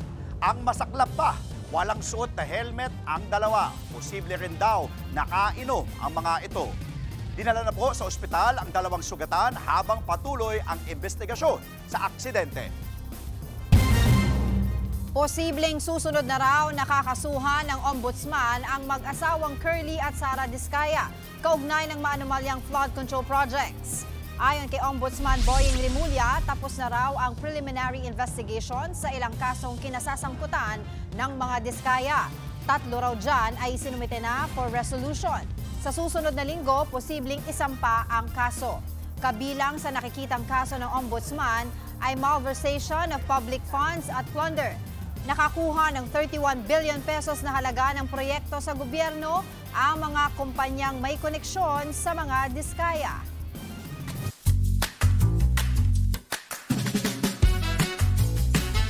At ngayon naman mga kapatid, muli nating babalikan si Laila na live pa rin ngayon sa Addition Hills Integrated School. Laila, ano pang ibang matututuhan ng mga bata dyan sa book pantry? Ay, nako, Maui. Alam mo ba, ang layo na ng mata ko dahil nalimot ko yung salamin ko. Pero ang dami talagang very interesting na mga libro na naandito. Iba't ibang klase talaga. O, tinan mo itong mga classmate ko. O, ano ba yung mga libro binabasa nyo? Wow, pumatalino. The Abduction. O, tapos ito, The Racketeer. Wow. Siguro marami kang gagawing karakitan pag mo. Nasaan yung tinitingnan mo dito kanina? Ikaw, iba yung binabasa mo kanina. May K-pop pa dyan. So ito na nga, Maui, ang dami talaga mapagpipilian dito sa book pantry ng ating Addition Hills Integrated School. O ayan, meron pa ditong home remedies. Tinatanong ko nga si Ma'am kanina, meron po ba kayang home remedy para sa mga chismosa at saka sa mga gumagawa ng fake news? Pero wala siya dito sa book na to. Pero sa Sipon Ubo, meron yan. O ma'am, ano yung binabasa mo? Hello, life. Ayan. O, eto. Buti ka pa, nababasa mo pa yung ganyan kaliliit na sulat. So marami mga libro dito. Actually, nakita ko marami din sila mga political books, sci-fi, fiction, at mga literature. Tapos mga religious books. Ayan, di ba? Ay, wow! Ang ganda nito. At mga books na naisa pelikula katulad nito, The Color Purple, di ba? Yung kanina, hawak ko, Eat, Pray, Love. O pagkatapos yung kaninang unang-unang hinawakan ko. Sige ma'am, ikaw mag-model niyan. Ayan. Yung unang hinawakan ko, di ba? The Wizard of Oz. O, di ba? Ang bongga lang talaga. Sige ma'am, basa-basa lang. So, ang dami na actually na mga teachers and mga estudyante, kabilang na yung ating mga library student staff na pinoprospect na yung mga gusto nilang iuwi na libro. So, ipasok na nga ulit natin si Ma'am Hana at ang ating school principal dito sa ating Addition Hills Integrated School, Sir Roderick Mendiola. Sir, napakaganda naman itong project. Very good talaga, di ba? Pero sir, ang tanong is, ito for English month lang. Kayo po ba may bala kayo na kahit sa ibang subject magkaroon tayo ng book pantry? Kasi napakagandang idea. Kasi nga, di ba, nahihirapan tayong, well, actually, according to the statistics, yung reading talagang medyo lumalaylay ang mga estudyante, di ba? Siguro sa ibang okasyon, like yung sa Brigada Eskwela. Okay. During which maraming mga stakeholders po ang nagdodonate ng mga books. So probably, pwede po namin ipasok doon yung book pantry during Brigada Eskwela. Ayun. At saka para at least, diba, bago pa man magpasukan, meron na silang activity pagbabasa na ginagawa sa bahay. Maganda rin yan. I like that idea. Ma'am Hana, question. Ito po kasi, diba, itong ating book pantry, ilang araw po ba ito tumatagal or one day lang? Ito po kasi book pantry is launching today in celebration na rin ng National Book Week. At saka, pwede naman po namin i-open ito. Basta bukas ang library, pwede pumunta ang mga bata to get books na pwede nilang iuwi at sa kanila na at dali na sa bahay. Pero may books din kami na pwedeng i-borrow at ibalik na rin sa library. Make sure ibabalik, ha? Yes. Oo. Tapos, ma'am, anong oras po ito? Hanggang anong oras? Today po, we are open from 9 a.m. to 12 noon or until supplies last. Kasi naka-display lang yan, pero meron pa kaming mga boxes of books na pwede pa po namin Ayun, i-share. may iba pa pala kahon-kahon. Yes. So at least, kada araw, pwedeng bumalik ang mga estudyante at iba pang EHIS community to look kung meron pa silang interesado na mga libro. Yes, Ayun. Okay, thank you so much, Ma'am Hana and Sir Eric. Eric. Ayan, Roderick kasi. Tama po ba? Ayun, Naxol. Eric Santos. Isa ka, this is the moment. Ayan. Thank you so much, sir. O, ito naman, papakita ko sa inyo ang aking book haul. O, di ba, yung aking mga napiling mga libro. Please don't judge me, pero sa tingin ko, makikita nyo na kung anong klaseng tao ako. Pero taray, may sense and sensibility sila. O, hindi ba? Pagkatapos, syempre, dito tayo. The Purpose-Driven Life. Very inspirational ang librong ito. Eto pa. Inspirational book, Apples of Gold. Tapos, pagdating sa history, the origins of Metropolitan Manila. Bago pa man naging Metropolitan Manila, ano ba ang tawag sa kanya? Alam mo ba, isang malaking buong probinsya po tayo ng Rizal. O, hindi ba? Wala pang Metro Manila noon. Tapos, ang ganda, baka bet ninyong artsy-artsy kayo. Meron pa silang pang calligraphy. Ayan o, tuturuan kayo ng mga letterings at kung ano-ano. Di ba? Ang ganda. And, eto. Meron pang mga rare finds dito. Actually, ito, ayan, no? Sa mga medyo religious, nagdadasal talaga ako dyan sa Divine Mercy, di ba? Kaya Saint Faustina. Pero ito yung catch. Sa libro, may picture pa. O, di ba? So, nananawagan po kami kung sino man ito. Ayan, sayang po kasi yung picture for sure, mga nasa, I don't know, ayoko na lang magsabi ng edad, baka mamaya hindi, sabihin, ay, pinatanda mo ko. Pero ayan, no, may libro pang kasama. Meron din tayong, hoy, Andre, para sa'yo to. Oy, comics. So, di ba? Naalala mo ba? High school days mo? Huwag ka na tumanggi ng age. Ito yung kanina, was on the bus. Tapos ito, very interesting din. Bible siya na meron pang dedication at tingnan nyo kung saan galing. PLDT Fund Management. Hindi ba? Ang galing lang. So, wala lang. Nakakatuwa lang. Actually, alam nyo, ang hinahanap ko talaga, studio at mga kapatid, ay yung librong Hamlet. Pero sa tingin ko, kailangan pang kalkalin doon sa mga boxes doon. Kasi para malaman natin yung buong storya, kung sino ba talaga si Ophelia na pinagkakakanta ni Taylor Swift sa kanyang song na Fate of Ophelia. Are you ready? 5, 6, 7, 8. Let's give 100 to the land, the sea, the sky. Yun mo na latest. Balik sa inyo sa studio. Makikibook pantry muna ako dito. Pwede rin namang magsayaw, di ba? Nakakatawa ka na sa library ka. Ginawa mo lahat. Kumanta ka, sumayaw ka. Pero nakakatuwa. Ang dami-dami palang options dyan. Excited kaming ma-check yan. Okay. Sumasayaw pa rin siya. Okay.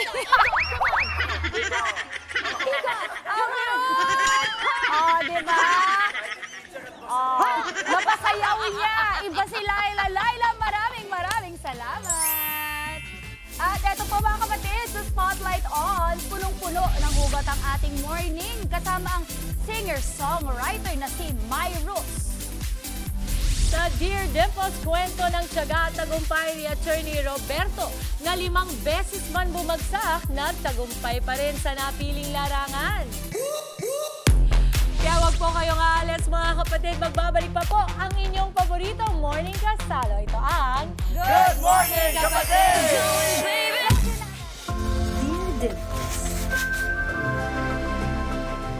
Ang success ng iba, hindi natin failure. Hindi porket successful sila na pag-iwanan at talunan ka na.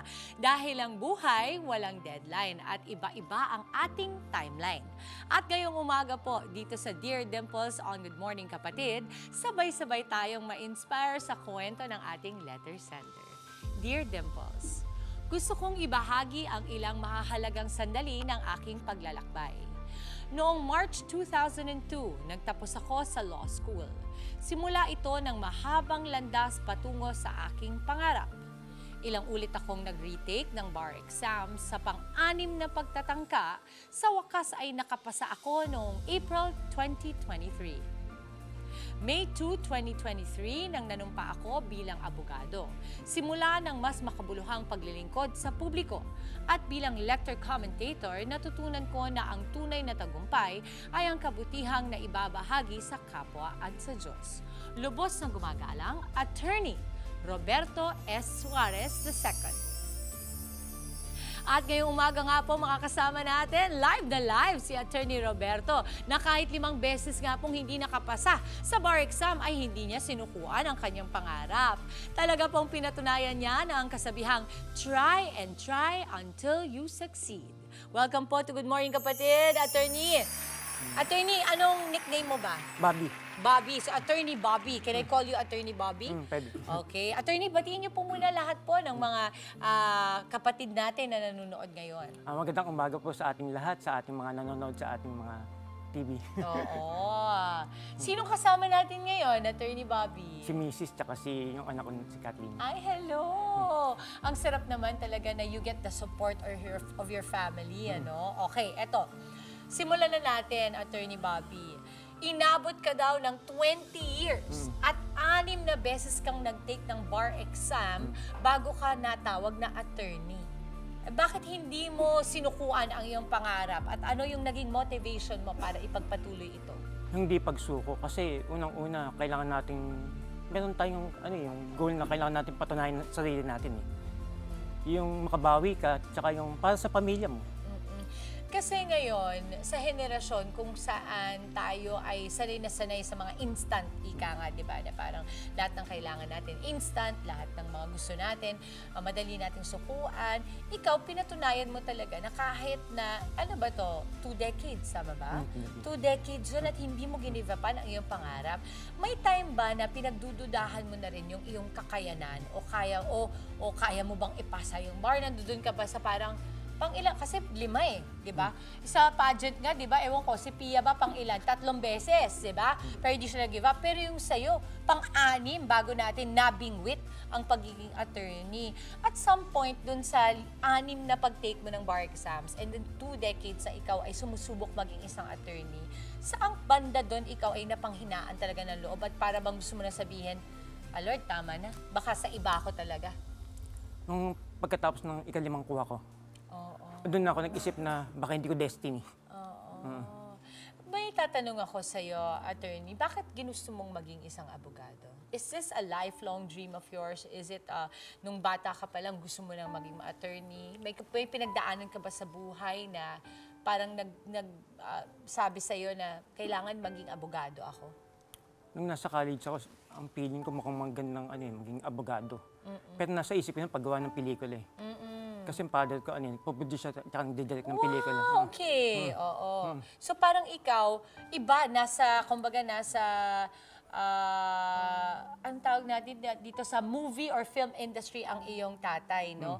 Pero ikaw, ginusto mong maging abogado. So malayo yun, di ba? Magkapangalan kayong tatay, pero hindi ka junior, tama? The second ka. Okay, so on the 5th, dun ka parang tama na. What made you decide to go for one more? Nandun yung malayo na nilakbay mo eh. Hindi ka naman pwedeng nasa gitna ka na ng ilog at hayaan mo ng sarili mo lumubog eh. Totoo naman yun. Kailangan makarating ka sa kabila. Ang ganda ng pagkakasabi mo nun. Kasi di ba ngayon sinasabi ni Nana, malayo pa, pero malayo na. Kumbaga, yung distance mo, papunta dun sa iyong destinasyon, pag inisip mo, nilakad ko na ito, nilangoy ko na ito, tuloy-tuloyin ko na. At hindi ka naman nabigo dun. Sabi siguro ni Lord, ay, etong si Attorney Bobby, hindi titigil, ibibigay ko na ito sa pang-6 na pagkakataon. Gaano ba naging kahirap yung pagsabayin noon yung pagtatrabaho mo at pagre-review? Lalo nito yung huling kuha ko. Ang tatrabaho ko nun sa court eh. 2 weeks lang bago ako nag-leave para para mag-review, okay. Tapos, nung 2 weeks na, hindi ko kung ano gagawin ko, kung ano umpisahan ko eh. Pero sa tingin ko, panahon na. Ilang taon ka na, Attorney Bobby? 57. Batang-bata pa.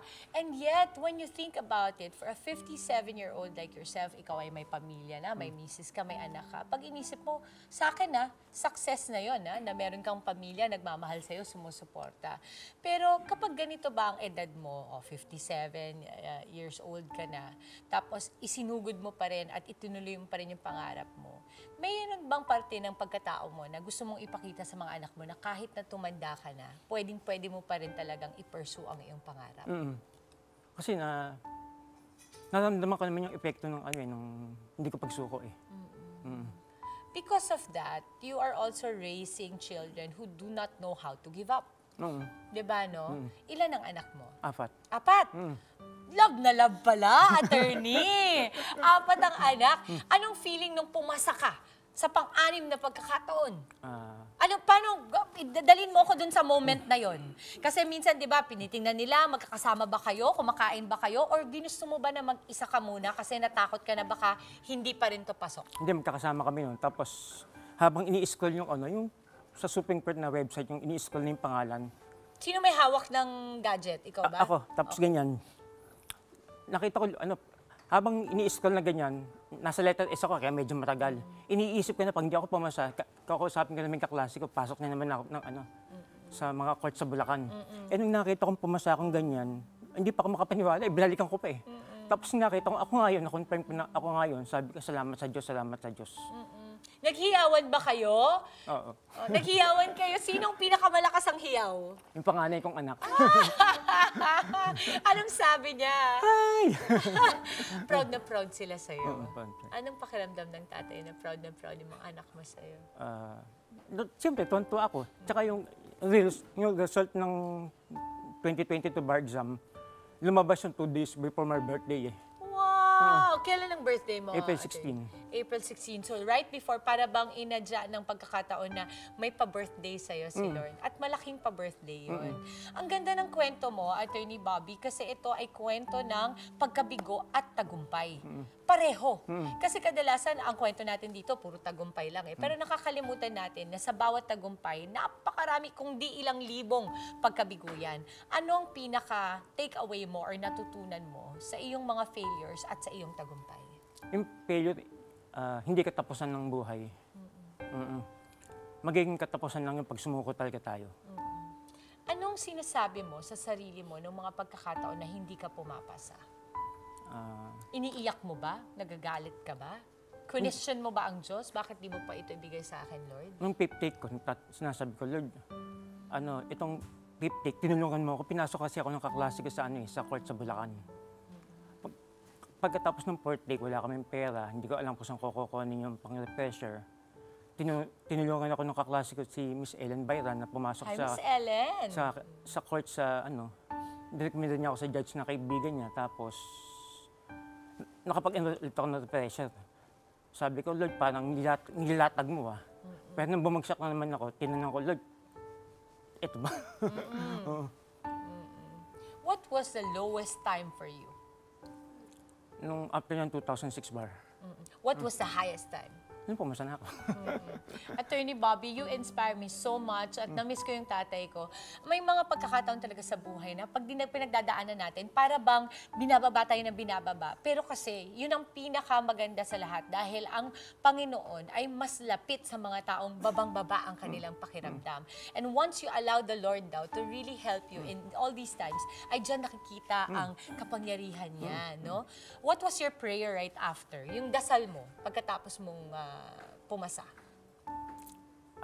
Balik muna tayo sa pagkatapos kung bumagsak ng 2019 bar. Nung gabi na yun, pagkatapos ilabas yung result, nag-grocery na kami sabay-sabay. In the failure, through the failure, nag-grocery kayo. And through the successful take mo, nag-prayer din ba kayo? Tuloy-tuloy pa din. Amazing. Ay, Attorney Bobby, yes. Sorry. Ang masasabi ko lang, pagkatapos kung sumama sa Ministry of Lectures and Commentators noong 2014, nanamdaman ko, nagbago buhay namin. Oo. Uy, totoo yun kasi may, kumbaga parang you devote your time. Ito yung sa misa, di ba? Kayo yung mga nagbabasa. I know it dahil ang asawa ko, si Boyet po, ay lector and commentator, kagaya ni Mommy. So I know talaga na isa ito sa mga bagay na parang nagiging panata ninyo. Attorney Bobby, congratulations sa iyong tagumpay, hindi lang po sa pagiging abogado, kung hindi dahil sa katagumpay at sa pagkabigo ninyo ay may kasama kayong pamilya. Yan ang malaking pinaka-success story mo talaga. Oo. Attorney Bobby, any social media accounts na pwede ka naming i-follow para sa inspiring stories mo palagi? Yung Facebook na Roberto S. Suarez II sa CDA NCR mag-message tayo. Oo. Maraming salamat, Attorney Bobby. At sana ay marami pang maging kagaya mo na hindi give up pagdating sa pagkabigo at tuluyan ngang i-allow na ang Diyos ay lumapit sa atin at bigyan tayo ng tagumpay. Salamat po. At sa mga kapatid natin, kung gusto nyo i-share ang inyong kwento ng inspirasyon, pangarap at laban sa buhay, mag-private message lamang po sa ating official Facebook page na Good Morning Kapatid. Hanggang sa susunod po nating kwentuhan, dito lang sa Dear Dimples. Sa aming pong pagbabalik, tulong sa mga kapatid na PWD Agapay mula sa isang kooperatiba. Ibabahagi natin sa PSP Public Service po. Huwag po kayong aalis mga kapatid, magbabalik pa ang yung paboritong morning kasalo. Ito ang Good Morning Kapatid!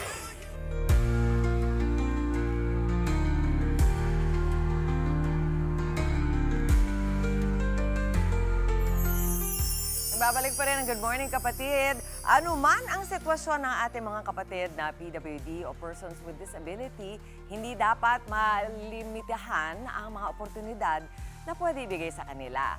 Kaagapay dyan ang isang kooperatiba na layong magbigay trabaho, kabuhayan at bagong pag-asa. Kung saan ito may public service po.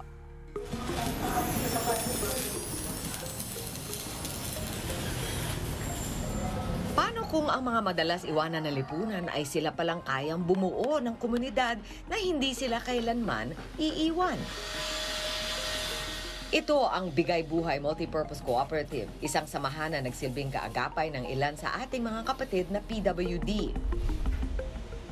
Isa na rito si Alex, isang single parent na bata pa lang ay tinamaan na ng polio. Kaya naman ang kanyang saklay ang kasama niya sa bawat hakbang ng kanyang araw-araw na buhay.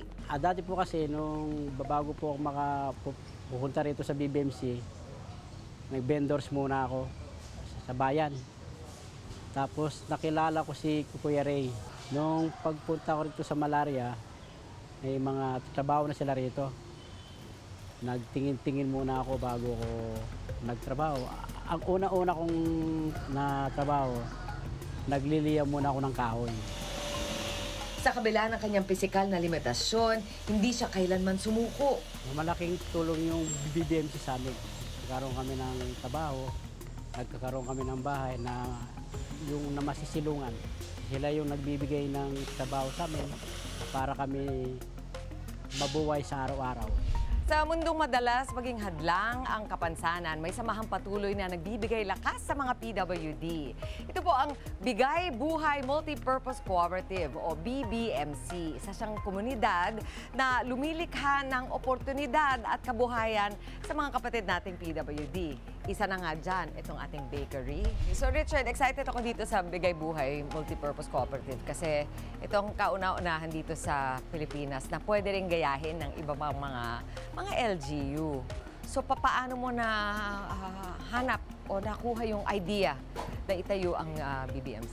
Estudyante kasi kami, Ma'am Roa, dati sa Trinity College. Gagraduate kami ng walang future. Mahirap kasi ang karamihan ng mga companies hindi accessible for persons with disability. So instead of complaining and focusing more on the miserable situation, so we created itong BBMC. So kami ang nag-create ng sarili naming kumpanya. Doon kami nagtatrabaho.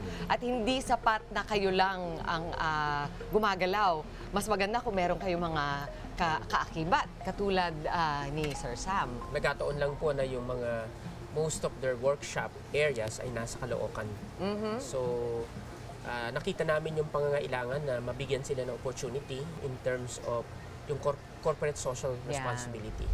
Ilan sa mga programa ng BBMC na nakabukas para sa ating mga kapatid na PWD ay nakatuon sa livelihood. Kasama dito ang school chair production, urban farming, healthcare rehab, independent living center, coffee and bake shop, at ang BBMC Sewing Project. Bukas ang mga programa ng BBMC sa regular members o mga individual na may kapansanan, associate members o mga walang kapansanan ngunit may kapamilyang PWD, at sa vulnerable members o mga nasa estado ng kahirapan at nangangailangan ng agarang tulong. At para sa mga interesado, maaaring mag-message sa kanila sa facebook.com/bbmcid o tumawag sa kanilang telepono. Ito ang Bigay Buhay Multipurpose Cooperative, isang samahan na patuloy na nagbubukas ng pinto para sa mga PWD. Ngunit hindi pa rin natatapos ang laban. Patuloy silang nananawagan ng mas malawak na suporta at sapat na oportunidad. Dahil kahit sino ka, taga saan ka man, deserve mo to. Public service po.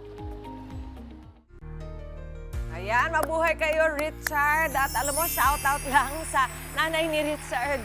Sumalangit nawa si Ma'am Salvacion dahil talagang araw-araw noong siya ay lumalaki, ay literal na binuhat siya sa fourth floor ba yun? Anong palapag ba yun ng school para lang makapag-aral? At ito, ngayon, siya na ang leader ng BBMC. Maraming salamat sa iyo, Richard. Sa aming pagbabalik, spotlight on tayo sa singer-songwriter at hitmaker na si Myros.